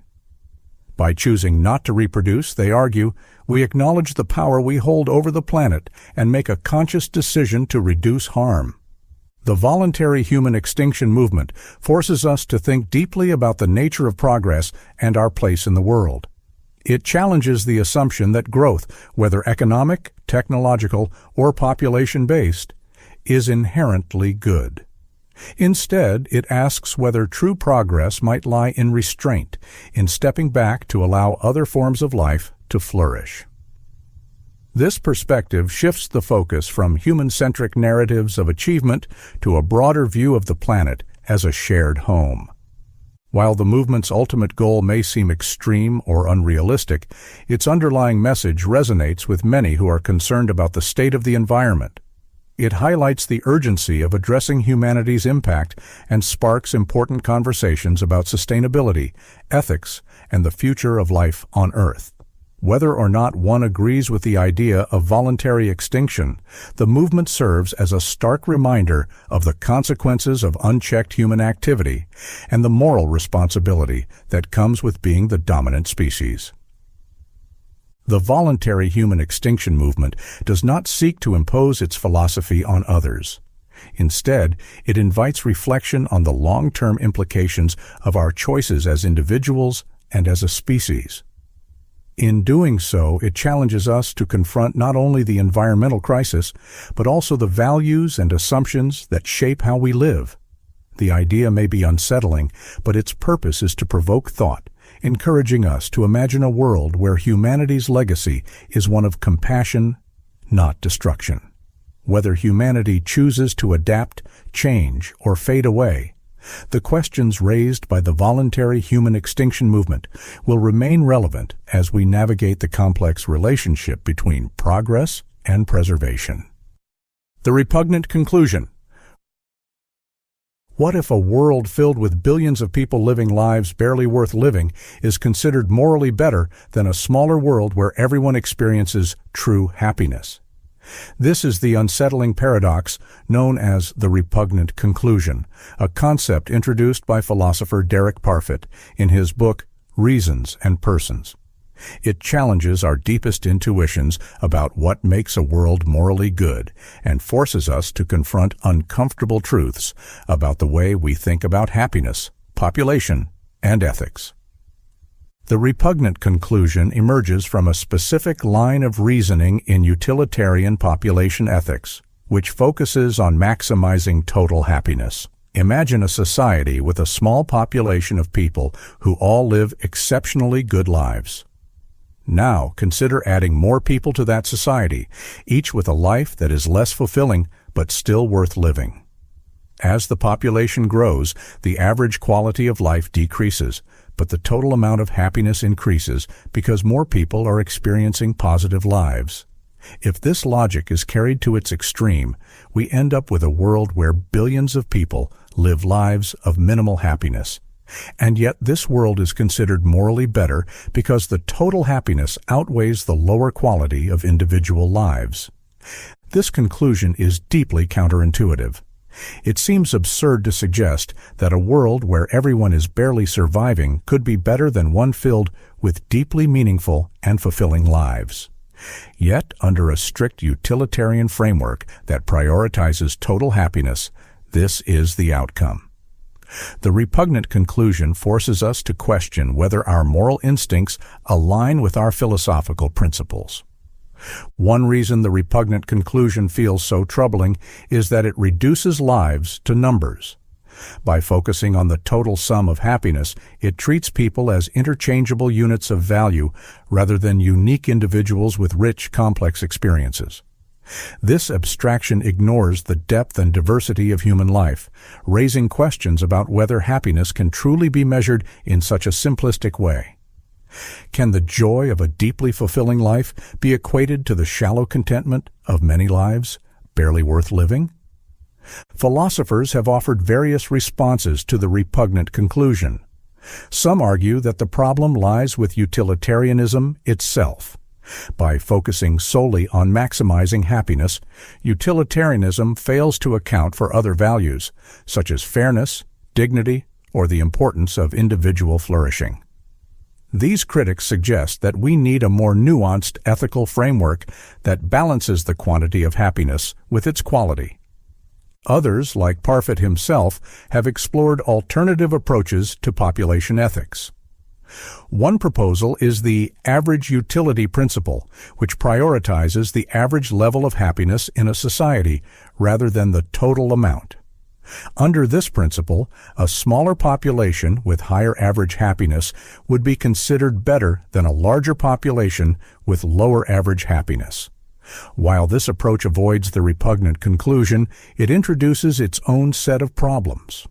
For example, it might justify actions that reduce the number of people in a society to artificially raise the average happiness, even if doing so causes harm. Another response to the repugnant conclusion is to question whether adding new people to the world has moral value at all. Some philosophers argue that morality should focus on improving the lives of existing individuals rather than creating new ones. This perspective challenges the assumption that bringing more people into existence automatically adds value to the world.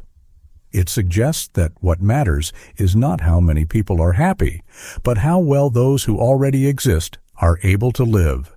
The repugnant conclusion also has implications for real-world decisions about population and resources. For example, in discussions about global development, policymakers often face trade-offs between improving the quality of life for a smaller number of people and providing basic needs for a larger population. The logic of the repugnant conclusion could be used to justify prioritizing sheer numbers, even if it results in widespread mediocrity.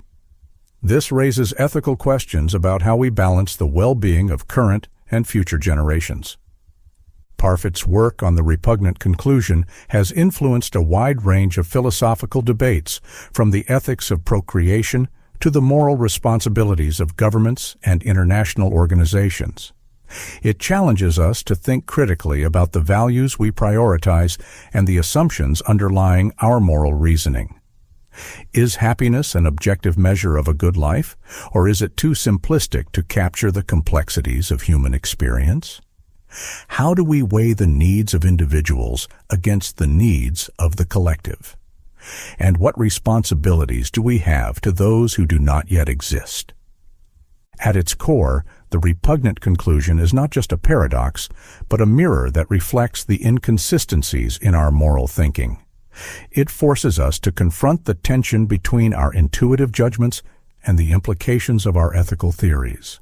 By grappling with this paradox, we gain a deeper understanding of the challenges and limitations of moral philosophy, and we are reminded that the pursuit of a better world often raises more questions than answers.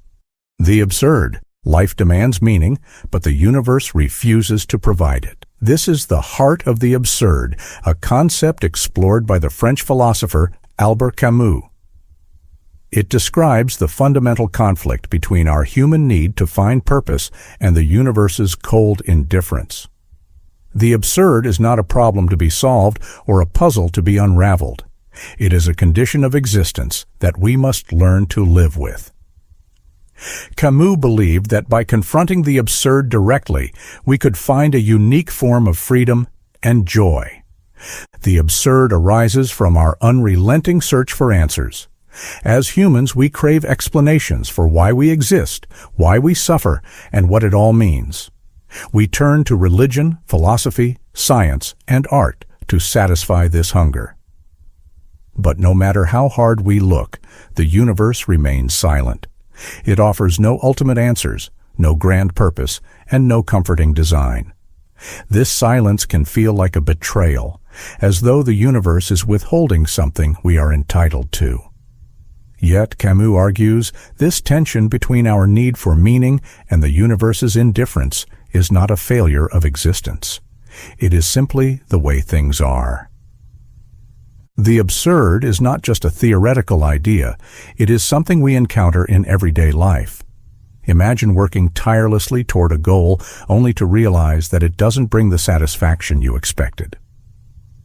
Or consider the repetition of daily routines, waking up, eating, working, sleeping, and doing it all over again. These moments expose the gap between our expectations and reality, between the meaning we seek and the emptiness we often find. The absurd reveals itself in these moments, not as a dramatic revelation, but as an unsettling reminder of life's contradictions. For Camus, the absurd is not something to escape or overcome. It is a reality to be confronted head-on. Many people, when faced with the absurd, attempt to resolve it through what Camus called philosophical. This occurs when someone abandons their quest for meaning by embracing a pre-packaged answer, such as religious faith or ideological dogma. By doing so, they surrender their freedom and reject the very tension that makes life interesting. Camus rejected this approach, insisting that the absurd must not be denied or ignored. The absurd also raises the question of whether life is worth living. If there is no ultimate purpose, why bother with existence at all? Camus called this the only serious philosophical question. His response was not resignation or despair, but defiance. He argued that the absence of meaning does not diminish the value of life. Instead, it gives us the freedom to create our own meaning. By accepting the absurd, we can live authentically, embracing the fleeting beauty and chaos of life without pretending it must serve a higher purpose. Camus used the myth of Sisyphus to illustrate his philosophy of the absurd. In Greek mythology, Sisyphus is condemned to roll a boulder up a hill for eternity, only for it to roll back down each time he nears the top. This endless repetition could easily be seen as a metaphor for futility and despair. But Camus reimagined Sisyphus as a figure of rebellion and strength. He argued that Sisyphus's task is no different from our own. We, too, face struggles that seem pointless in a universe without inherent meaning. Yet, by embracing his fate and continuing to push the boulder, Sisyphus asserts his freedom and defies the absurd. Camus concluded his essay by declaring, "One must imagine Sisyphus happy." This vision of happiness is not about denial or false hope. It is about finding joy in the act of living itself, even when life offers no guarantees. The absurd reminds us that our lives are ours to shape. Without a cosmic plan to follow, we are free to pursue what brings us fulfillment, whether that is love, creativity, or the simple pleasure of being alive. In this sense, the absurd is not a curse, but an opportunity to live fully and honestly. Camus's philosophy of the absurd also challenges traditional ideas of success and failure. In a meaningless universe, external measures of achievement lose their significance. What matters is not whether we accomplish great things or leave a lasting legacy, but whether we engage with life authentically and courageously. This perspective liberates us from the pressure to conform to societal expectations or chase goals that do not truly resonate with us. The absurd is not an easy philosophy to embrace. It requires us to let go of comforting illusions and face the world as it is. But in doing so, it offers a profound form of freedom. It teaches us to stop searching for answers that do not exist and instead focus on the experience of living. The absurd reminds us that life's meaning is not something we find. It is something we create. In the end, the absurd is both a challenge and a gift.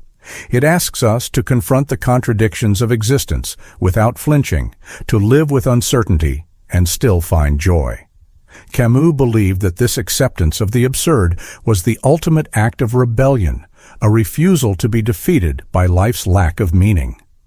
By embracing the absurd, we reclaim our freedom and discover a happiness that is uniquely our own. Life, for all its strangeness and struggle, becomes an adventure worth living. Life is a cosmic accident. Life wasn't planned, it wasn't designed, it wasn't inevitable.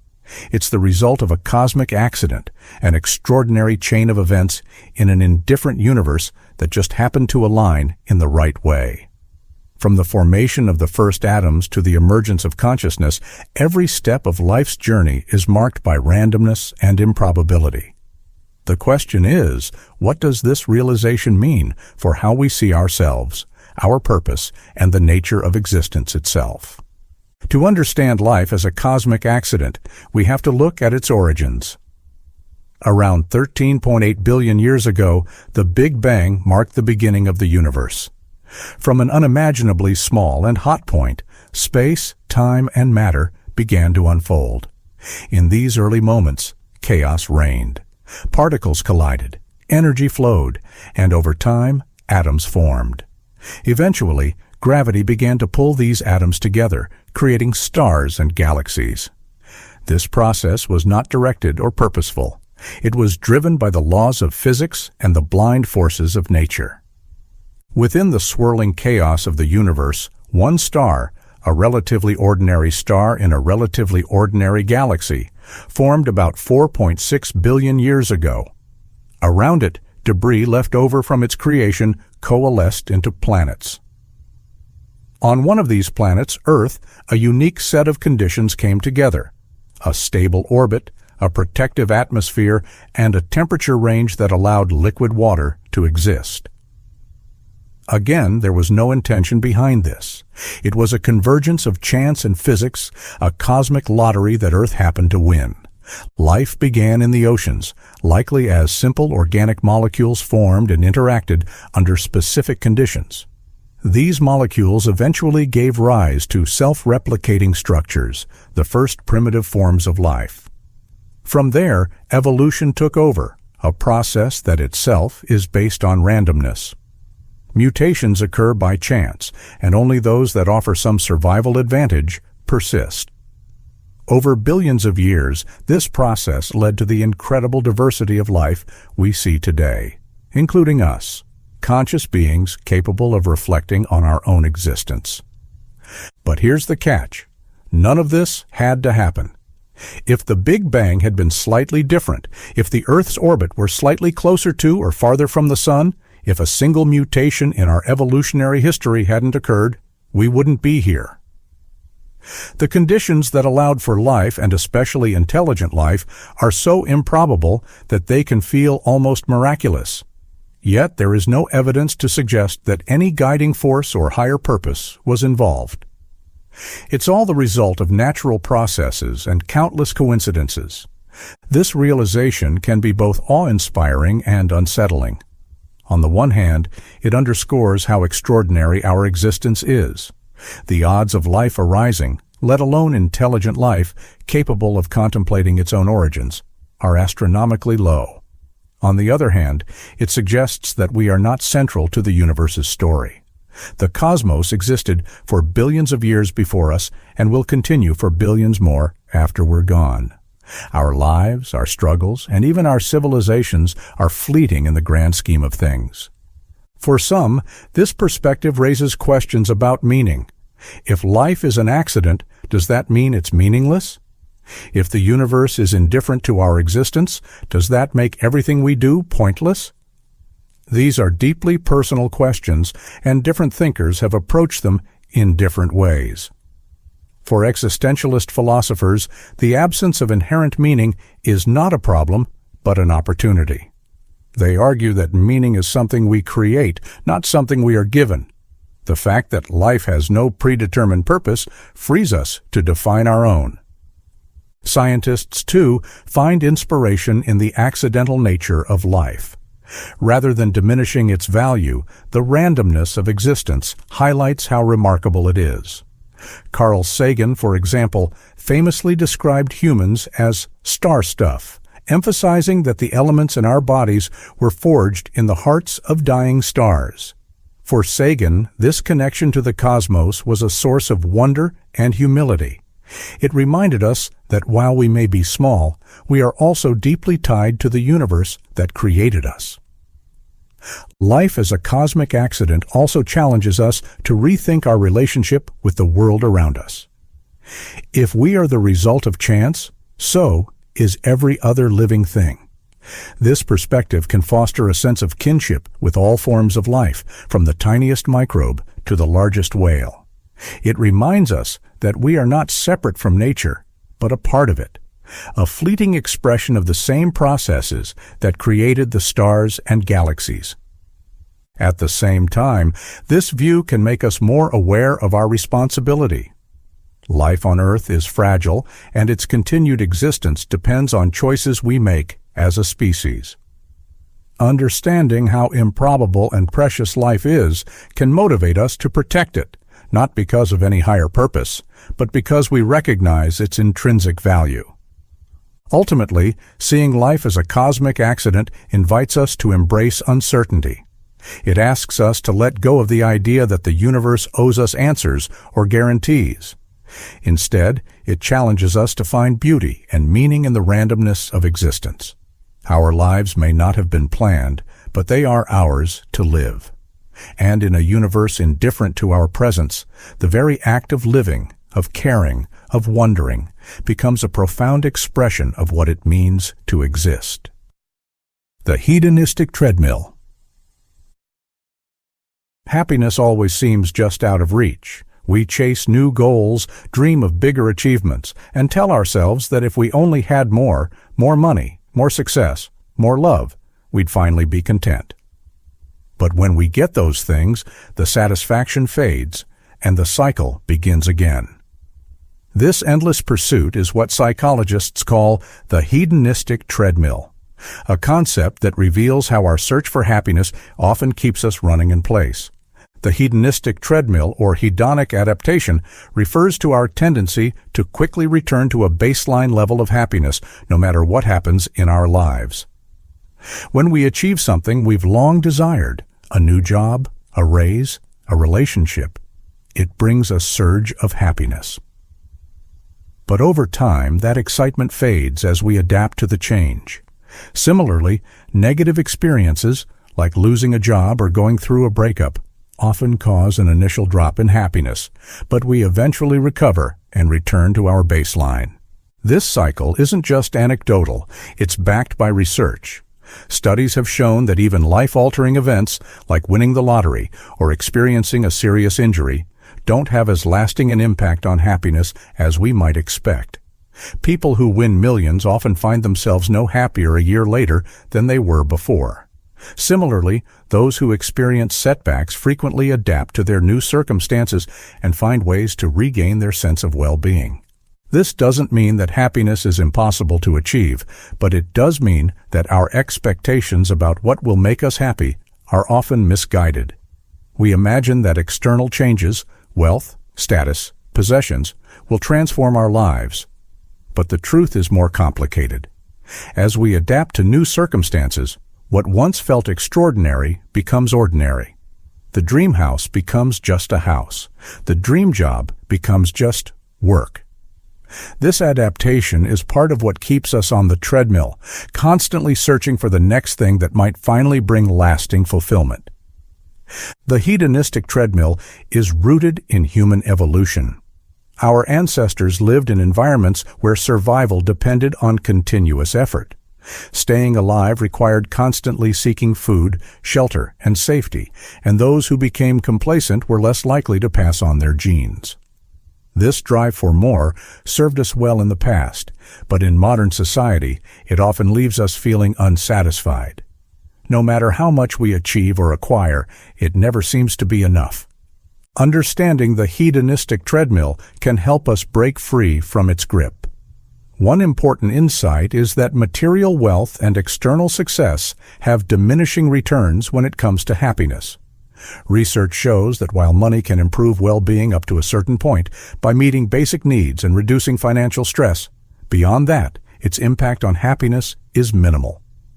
After achieving financial stability, accumulating more wealth doesn't significantly increase life satisfaction. Yet many of us continue to chase it, believing it holds the key to happiness. Another way to step off the treadmill is to focus on experiences rather than possessions. Studies suggest that experiences like traveling or spending time with loved ones bring more lasting happiness than material goods. This is partly because experiences create memories and deepen our connections with others, while possessions tend to lose their novelty over time. Investing in relationships, personal growth, and meaningful activities can bring a sense of fulfillment that material success often fails to provide. Gratitude is another powerful tool for countering the effects of hedonic adaptation. By actively appreciating what we already have, we can shift our focus from what's missing to what's present. Practicing gratitude has been shown to increase happiness, reduce stress, and improve relationships. It reminds us that contentment doesn't come from acquiring more, but from valuing what's already in our lives. Mindfulness also plays a key role in breaking free from the hedonistic treadmill. By cultivating awareness of the present moment, we can learn to appreciate the simple pleasures of life without constantly striving for more. Mindfulness helps us recognize when we're caught in the cycle of wanting and reminds us that happiness is not a destination, but a state of being. While the hedonistic treadmill highlights the challenges of maintaining happiness, it also reveals our resilience. Our ability to adapt to both positive and negative experiences is a testament to the human capacity for growth and recovery. Life will always bring ups and downs, but understanding how hedonic adaptation works can help us approach these fluctuations with greater awareness and balance. The hedonistic treadmill doesn't mean we should stop striving or setting goals. Ambition and progress are essential parts of life. But it does challenge us to rethink why we pursue certain things and whether they truly bring the satisfaction we seek. It invites us to step back and ask whether we're running towards something meaningful or simply running in circles. Ultimately, the treadmill isn't about the things we chase. It's about how we engage with life. By shifting our focus from external achievements to internal contentment, we can begin to move away from the endless cycle of striving and toward a deeper, more lasting sense of happiness. The treadmill may be a part of human nature, but with awareness and intention, we can learn to walk at our own pace, savoring the journey instead of endlessly chasing the finish line. Quietism?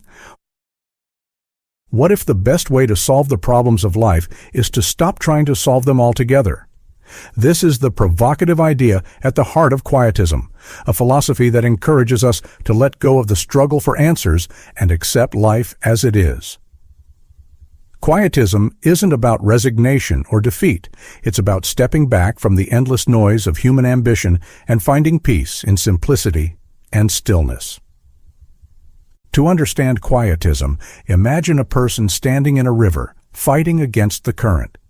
They expend all their energy struggling to move forward, only to stay in the same place or be swept backward.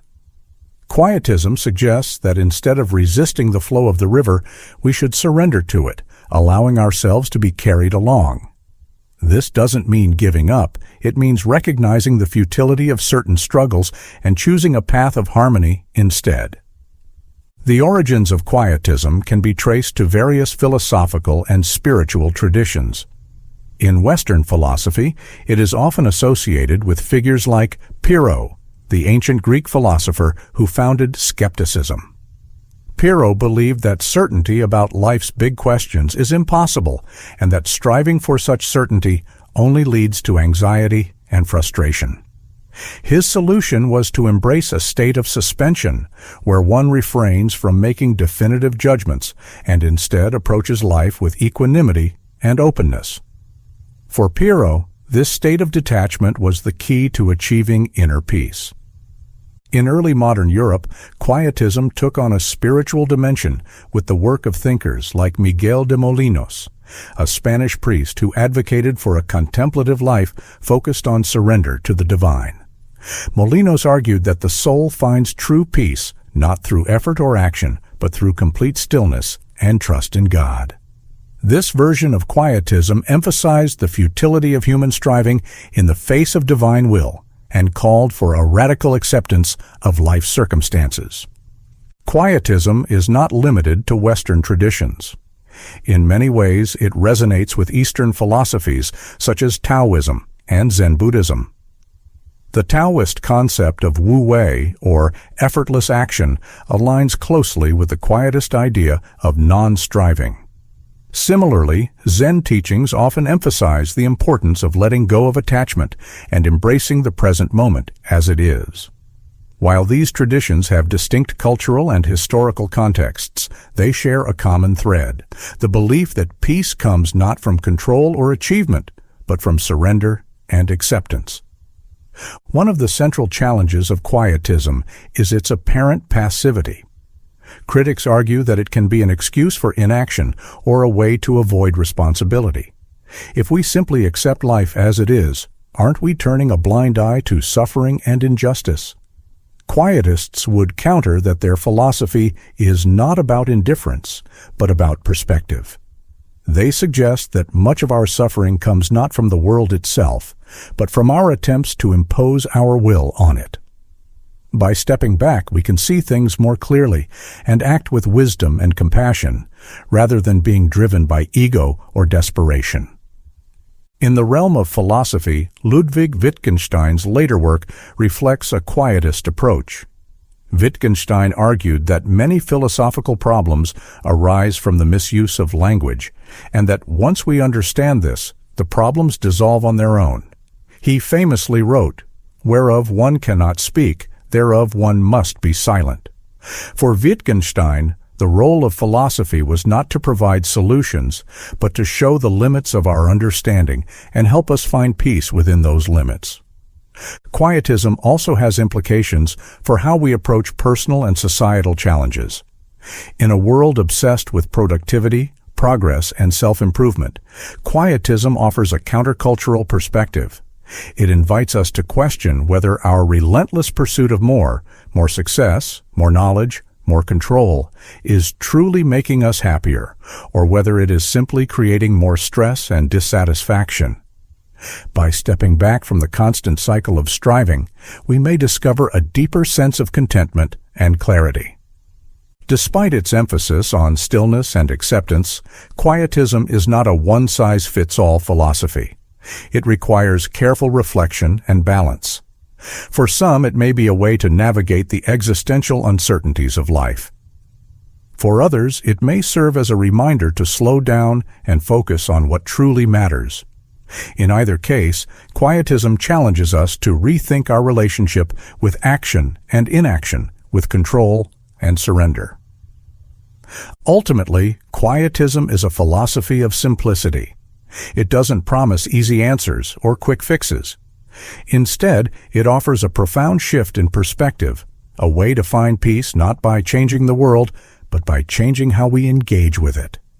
In a noisy and chaotic world, Quietism invites us to embrace silence, stillness, and the quiet power of letting go. It reminds us that sometimes the most profound truths are found not in striving for more, but in learning to be content with less. Philosophical pessimism. Life is inherently filled with struggle, suffering, and unfulfilled desires. This stark view lies at the core of philosophical pessimism, a school of thought that challenges the optimism often associated with human existence. Philosophical pessimism doesn't aim to depress or discourage, but to confront life's harsh realities with honesty. It invites us to question our assumptions about progress, happiness, and the meaning of life itself. The foundations of philosophical pessimism are often traced back to the German philosopher Arthur Schopenhauer. For Schopenhauer, the root of human suffering is the will to live, a blind, insatiable force that drives all living beings. This will manifests as endless striving, where every fulfilled desire leads to another, creating a cycle of frustration and fleeting satisfaction. Schopenhauer believed that this relentless striving is not only exhausting, but ultimately futile, as it perpetuates dissatisfaction and suffering. Schopenhauer's view of life as inherently painful extends beyond individual struggles. He argued that suffering is woven into the very fabric of existence, affecting all living beings. Predators hunt prey, illnesses afflict the body, and death looms over every life. While moments of happiness or pleasure exist, they are temporary and often come at the expense of others. Schopenhauer viewed these fleeting joys not as evidence of life's value, but as brief respites in an otherwise grim reality. Another influential voice in philosophical pessimism is Friedrich Nietzsche, who, while often associated with existentialism, also grappled with pessimistic ideas. Nietzsche challenged Schopenhauer's resignation to life's suffering by proposing a philosophy of affirmation. He acknowledged the harshness of existence, but argued that we must embrace life's struggles and chaos as essential parts of being alive. For Nietzsche, the recognition of life's difficulties doesn't demand despair. It calls for a reevaluation of how we confront and interpret those difficulties. Philosophical pessimism also finds resonance in the works of Romanian philosopher Emil Cioran, who took a deeply personal approach to the theme of suffering. Cioran's writing is filled with reflections on the absurdity of existence, the inevitability of death, and the fragility of human aspirations. He described life as a continuous struggle against despair, where moments of clarity often reveal the emptiness beneath our pursuits.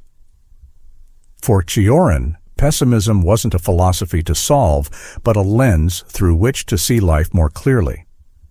One of the most compelling aspects of philosophical pessimism is its critique of progress.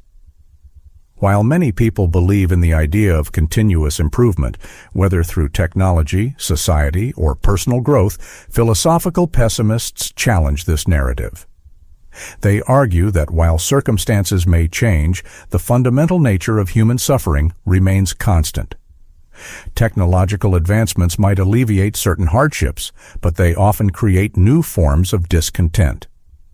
Similarly, societal progress may improve living conditions, but it cannot eliminate existential suffering or the limitations of mortality. Philosophical pessimism also questions the pursuit of happiness as a primary goal. It suggests that the relentless focus on achieving happiness often leads to greater disappointment, as happiness is elusive and transient. Instead of chasing an idealized state of contentment, pessimists encourage us to accept the imperfections and limitations of life. This acceptance doesn't mean giving up, but learning to navigate existence without the constant pressure to find ultimate fulfillment. One way philosophical pessimism offers solace is by emphasizing solidarity in suffering. By recognizing that pain and struggle are universal experiences, pessimism fosters a sense of connection and compassion. If suffering is an inevitable part of life, then our shared vulnerability can be a source of empathy and understanding. This perspective encourages us to care for one another, not because life is perfect, but because we are all navigating its challenges together. Philosophical pessimism also provides a counterbalance to overly simplistic or idealistic views of life. In a world that often glorifies positivity and success, pessimism serves as a reminder that struggle is a natural and valid part of existence. It allows us to approach life with a sense of realism, acknowledging its difficulties without being consumed by them. In this way, pessimism can be a grounding force, helping us maintain perspective in the face of hardship. Critics of philosophical pessimism often accuse it of being defeatist or overly negative. They argue that focusing on life's struggles risks ignoring its beauty, joy, and potential. However, many pessimists would disagree with this characterization. They don't deny that beauty and joy exist. They simply refuse to ignore the suffering that accompanies them. For pessimists, acknowledging the full spectrum of human experience, including its darker aspects, is essential to understanding and appreciating life. Philosophical pessimism doesn't provide easy answers or comforting illusions. It doesn't promise a better future or a hidden purpose behind life's struggles. Instead, it challenges us to confront existence as it is, without sugarcoating or avoidance. This confrontation, while difficult, can also be liberating. By letting go of unrealistic expectations, we can engage with life on its own terms, finding meaning in the act of living itself. Ultimately, philosophical pessimism is not a philosophy of despair, but one of honesty. It asks us to look at life without flinching, to acknowledge its hardships without turning away.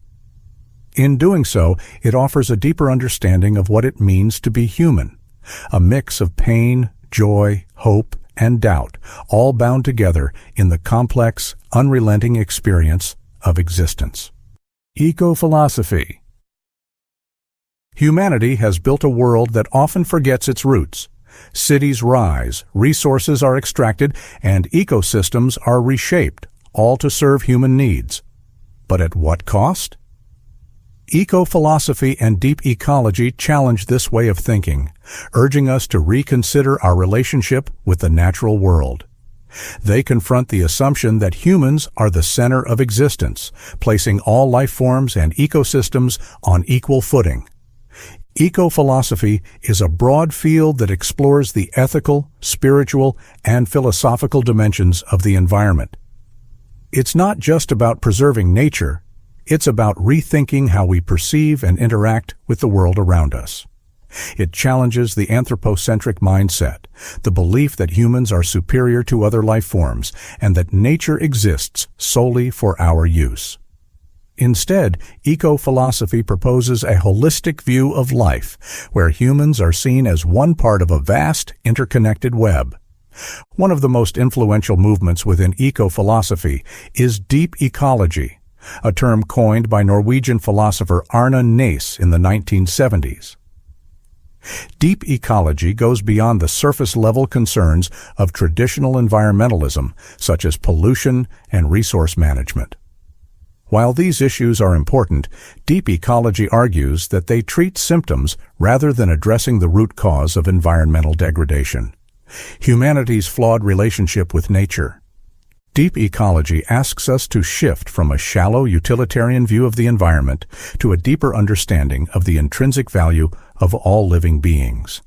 Under this framework, a tree is not valuable because it provides wood or absorbs carbon dioxide. It is valuable simply because it exists.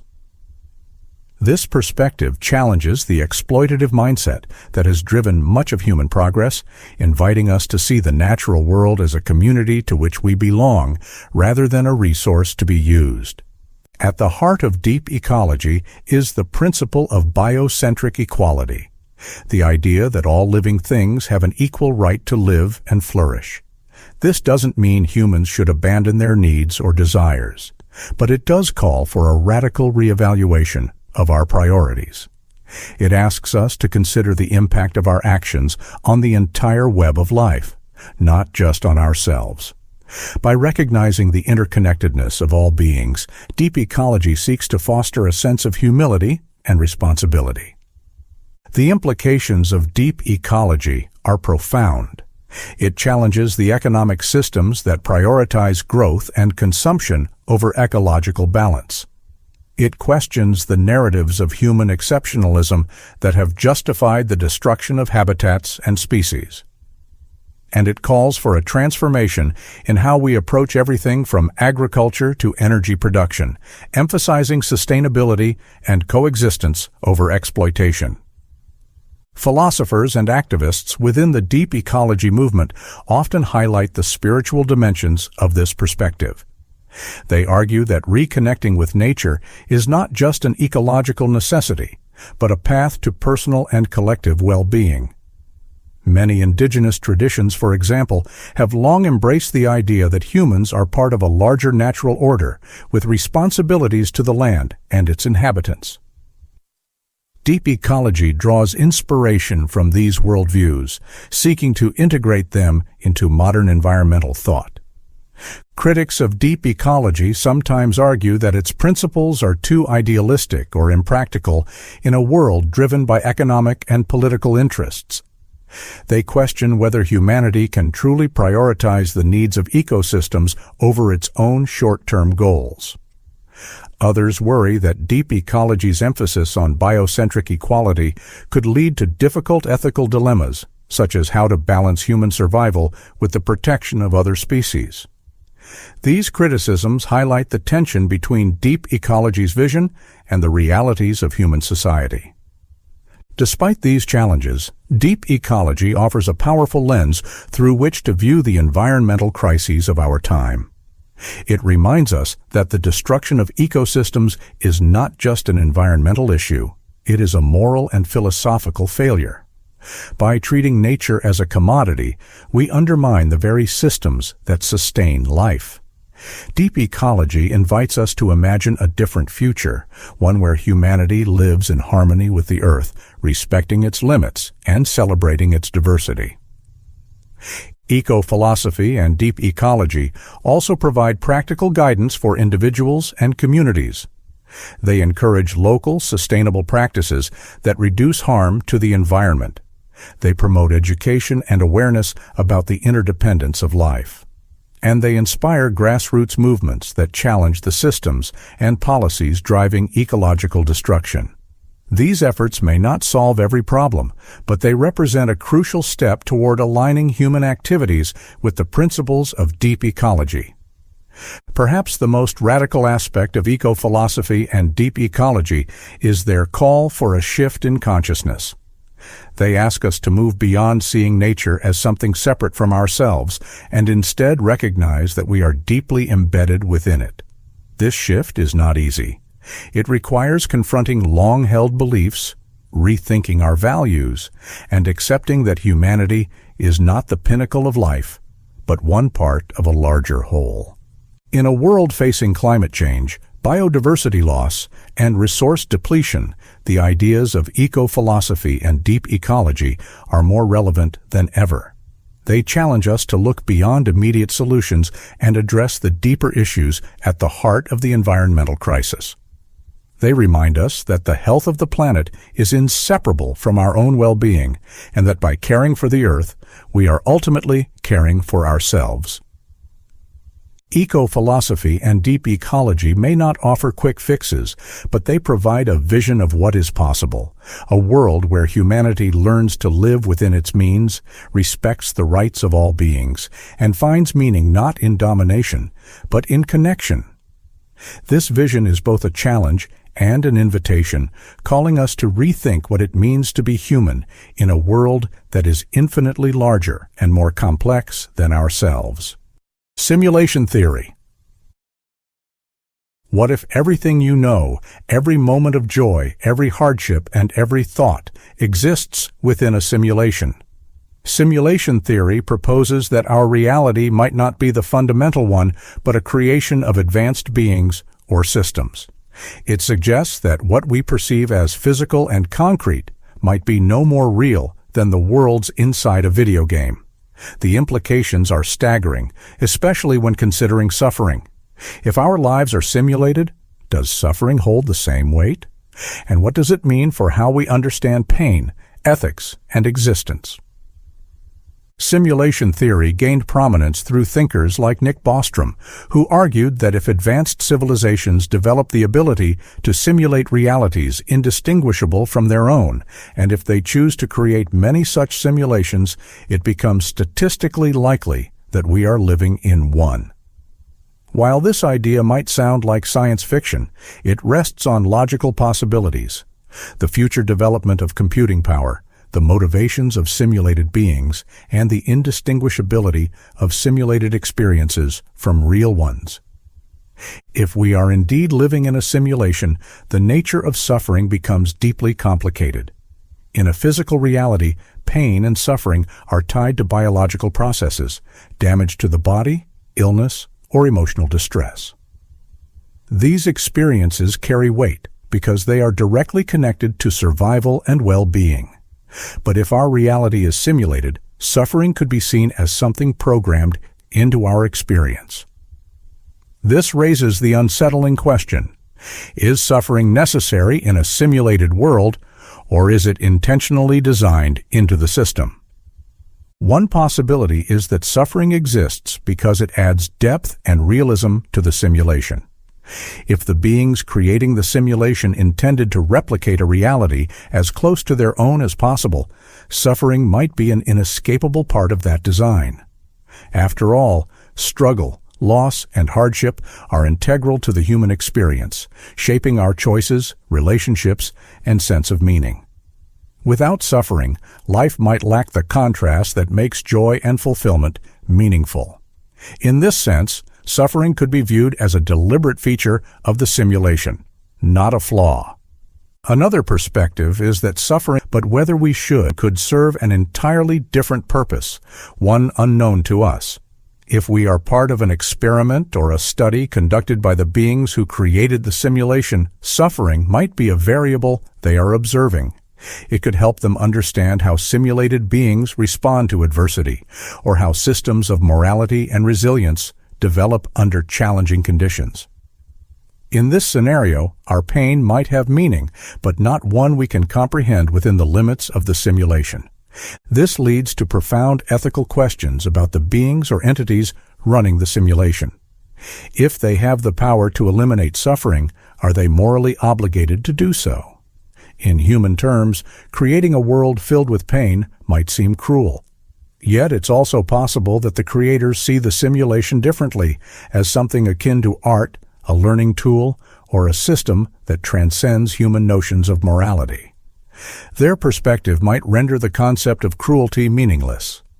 The possibility of simulated suffering also forces us to reevaluate our sense of agency. In a simulated world, are our actions and choices truly our own, or are they predetermined by the system? If suffering is pre-programmed, do we have any responsibility for how we experience it or how we alleviate the suffering of others? These questions challenge the foundations of ethics and free will, leaving us to grapple with whether simulated beings can hold moral accountability. For those who find simulation theory plausible, the implications for how we approach suffering in daily life are complex. On one hand, viewing suffering as part of a simulation might diminish its emotional impact. If pain is merely a construct, perhaps it doesn't need to be taken so seriously.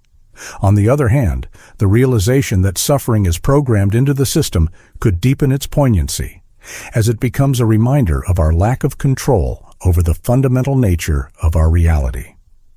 Yet, even within the framework of simulation theory, suffering retains a profound immediacy. Whether real or simulated, pain feels real to the one experiencing it. A broken bone, the loss of a loved one, or the sting of rejection affects us deeply, regardless of whether it arises from biological processes or lines of code. This highlights a paradox of simulation theory. Even if our reality is an illusion, our experiences are not diminished. They remain powerful, vivid, and deeply meaningful to us. Simulation theory also raises the possibility that we are not passive participants, but active creators within the simulation. If we are simulated beings capable of understanding the nature of our reality, could we also influence or reshape it? This idea opens up a hopeful dimension, suggesting that even in a simulated world, we might have the power to confront and reduce suffering through our actions, empathy, and ingenuity. Ultimately, simulation theory forces us to confront fundamental questions about existence and meaning. If our reality is simulated, does that make it less valuable or significant? Or does the very fact that we experience consciousness, joy, and suffering imbue it with its own kind of reality? These questions are not easy to answer, but they remind us that the nature of reality, whether simulated or not, does not diminish the importance of how we live, how we treat others, and how we make sense of our lives. In the end, the possibility that we live in a simulation doesn't provide clear answers about suffering. It does, however, challenge us to rethink our assumptions about reality, agency, and the human experience. Whether our lives are the result of random chance, biological processes, or the design of an advanced civilization, our experiences remain undeniably real to us. Simulation or not, the choices we make in the face of suffering define who we are and shape the world we inhabit. Existential loneliness. No matter how connected we are, how deeply we love, or how closely we bond, there is a part of us that remains fundamentally alone. This is existential loneliness, the deep, pervasive sense of solitude that stems not from the absence of others, but from the nature of existence itself. It is the recognition that, as individuals, we are ultimately isolated in our inner experiences, carrying the weight of our existence alone. Existential loneliness is not about being physically alone. It's not the same as social isolation or the temporary feeling of missing someone. Instead, it's rooted in the realization that no one can fully understand or share the entirety of another person's inner world. No matter how well we articulate our thoughts or how closely we connect with someone, our subjective experiences remain uniquely ours. This inherent separateness is a condition of being human. Philosophers and writers have long grappled with this profound sense of isolation.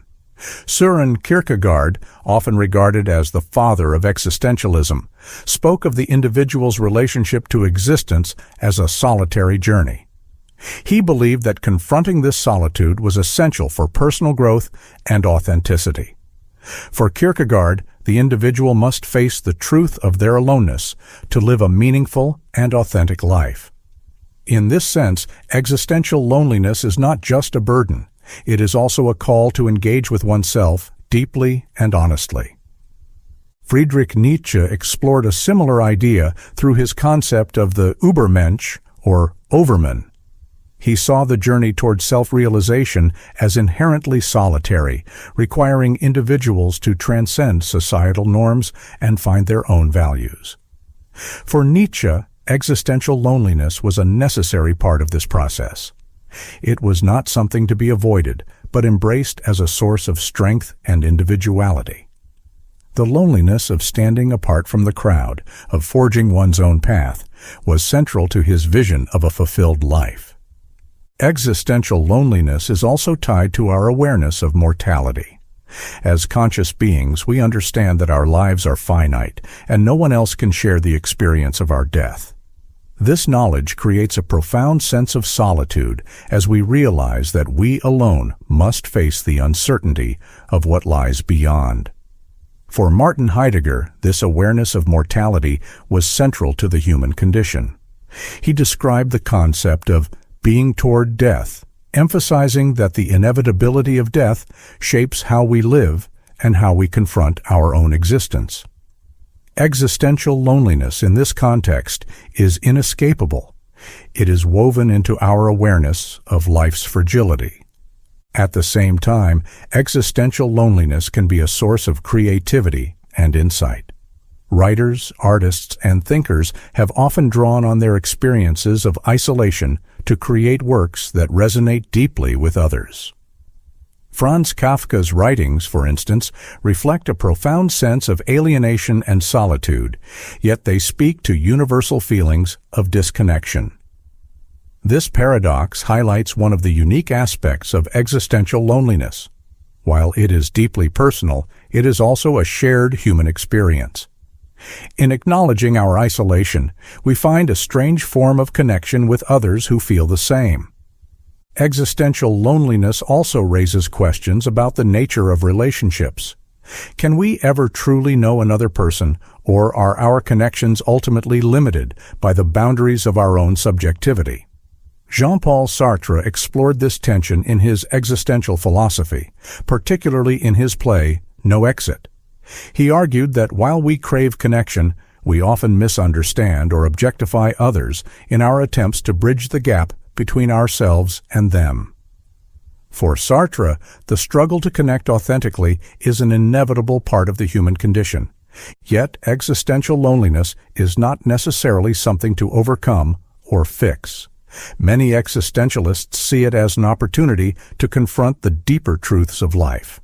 By acknowledging our aloneness, we are forced to grapple with questions of meaning, purpose, and identity on our own terms. This can be a source of anxiety, but it can also lead to profound self-discovery and growth. In this way, existential loneliness is both a challenge and a gift. It pushes us to seek understanding and authenticity in a world that often feels disconnected.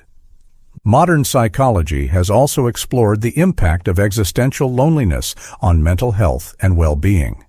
Some researchers argue that acknowledging and accepting this form of loneliness can be a pathway to resilience and self-acceptance. By understanding that existential loneliness is a natural part of life, we can move away from feelings of inadequacy or despair and focus on building meaningful connections with others. These connections may not erase our loneliness, but they can provide comfort and a sense of shared humanity. Existential loneliness is a reminder of both the limits and the richness of human experience. It forces us to face the fact that no one else can live our lives for us, think our thoughts, or feel our feelings. But it also reminds us of the value of connection, empathy, and understanding. While we may never fully bridge the gap between ourselves and others, the attempt to do so is what makes relationships meaningful. In the end, existential loneliness is neither entirely good nor entirely bad. It is simply part of what it means to be human. It challenges us to look inward, to confront our fears and uncertainties, and to find our own paths in a complex and often confusing world. By embracing our aloneness, we can learn to live with greater authenticity and openness, finding meaning not in escaping loneliness, but in facing it with courage and compassion. The red button thought experiment. Imagine a red button sitting in front of you. Pressing it would instantly and painlessly erase all of humanity. No suffering, no lingering effects, just complete and total cessation of the human race. Now ask yourself, would you press it? This is the red button thought experiment, a simple but profound scenario that forces us to confront deep questions about the value of existence, the nature of suffering, and the moral weight of our choices. The thought experiment begins with the premise that humanity is deeply flawed. Wars, environmental destruction, inequality, and suffering are inescapable parts of our history and present. The person contemplating the button is often asked to consider whether humanity's existence causes more harm than good. Is the world better off with humans, or would the absence of our species alleviate the suffering we cause, both to ourselves and to the planet? The red button offers a radical solution, an end to all human suffering forever. This thought experiment is not about impulsive decision-making. It invites careful reflection on the complexities of human existence. First, it forces us to weigh the value of life itself. Is existence inherently valuable, regardless of the suffering it entails? Some argue that life, even with all its imperfections, is worth preserving because it holds the potential for beauty, love, creativity, and growth. Others counter that these positive aspects of life are outweighed by the pervasive suffering experienced by countless individuals, both human and non-human. To grapple with the red button, one must also consider the nature of suffering. Some philosophers, like Arthur Schopenhauer, have argued that life is primarily a cycle of desire and dissatisfaction, where fleeting moments of happiness are overshadowed by pain and struggle. From this perspective, the red button might seem like an act of mercy, ending the perpetual churn of suffering. However, others see suffering as an intrinsic part of existence, a force that gives depth and meaning to life. Without suffering, would we truly appreciate joy, love, or achievement? Another layer of the thought experiment explores the ethics of making such a decision for humanity as a whole. Even if one believes that pressing the button would eliminate suffering, does anyone have the right to make that choice for billions of people? Humanity is not a monolith. Individuals experience life in vastly different ways. While some endure profound suffering, others find immense value and fulfillment in their lives. The red button reduces this diversity to a binary decision, assuming a single perspective can encapsulate the experience of all. There's also the question of hope. Humanity, despite its flaws, has shown remarkable resilience and capacity for change. Scientific advancements, social progress, and acts of compassion demonstrate that we are capable of addressing our problems and improving the world. Pressing the button would erase not only humanity's suffering, but also its potential. Could we ever justify ending the possibility of a brighter future, even in the face of current hardships? For those who lean toward pressing the button, environmental considerations often play a significant role. Humans have caused immense harm to the planet, driving species to extinction, polluting ecosystems, and altering the climate. Without humanity, the Earth might recover, returning to a state of natural balance. But this raises a further question. Does the planet itself have intrinsic value, independent of human perception? If humanity is gone, who will witness or appreciate the Earth's restoration? And does that matter? The thought experiment also invites us to examine our own biases and emotions. For some, the urge to press the button might stem from personal despair or frustration with humanity's failings.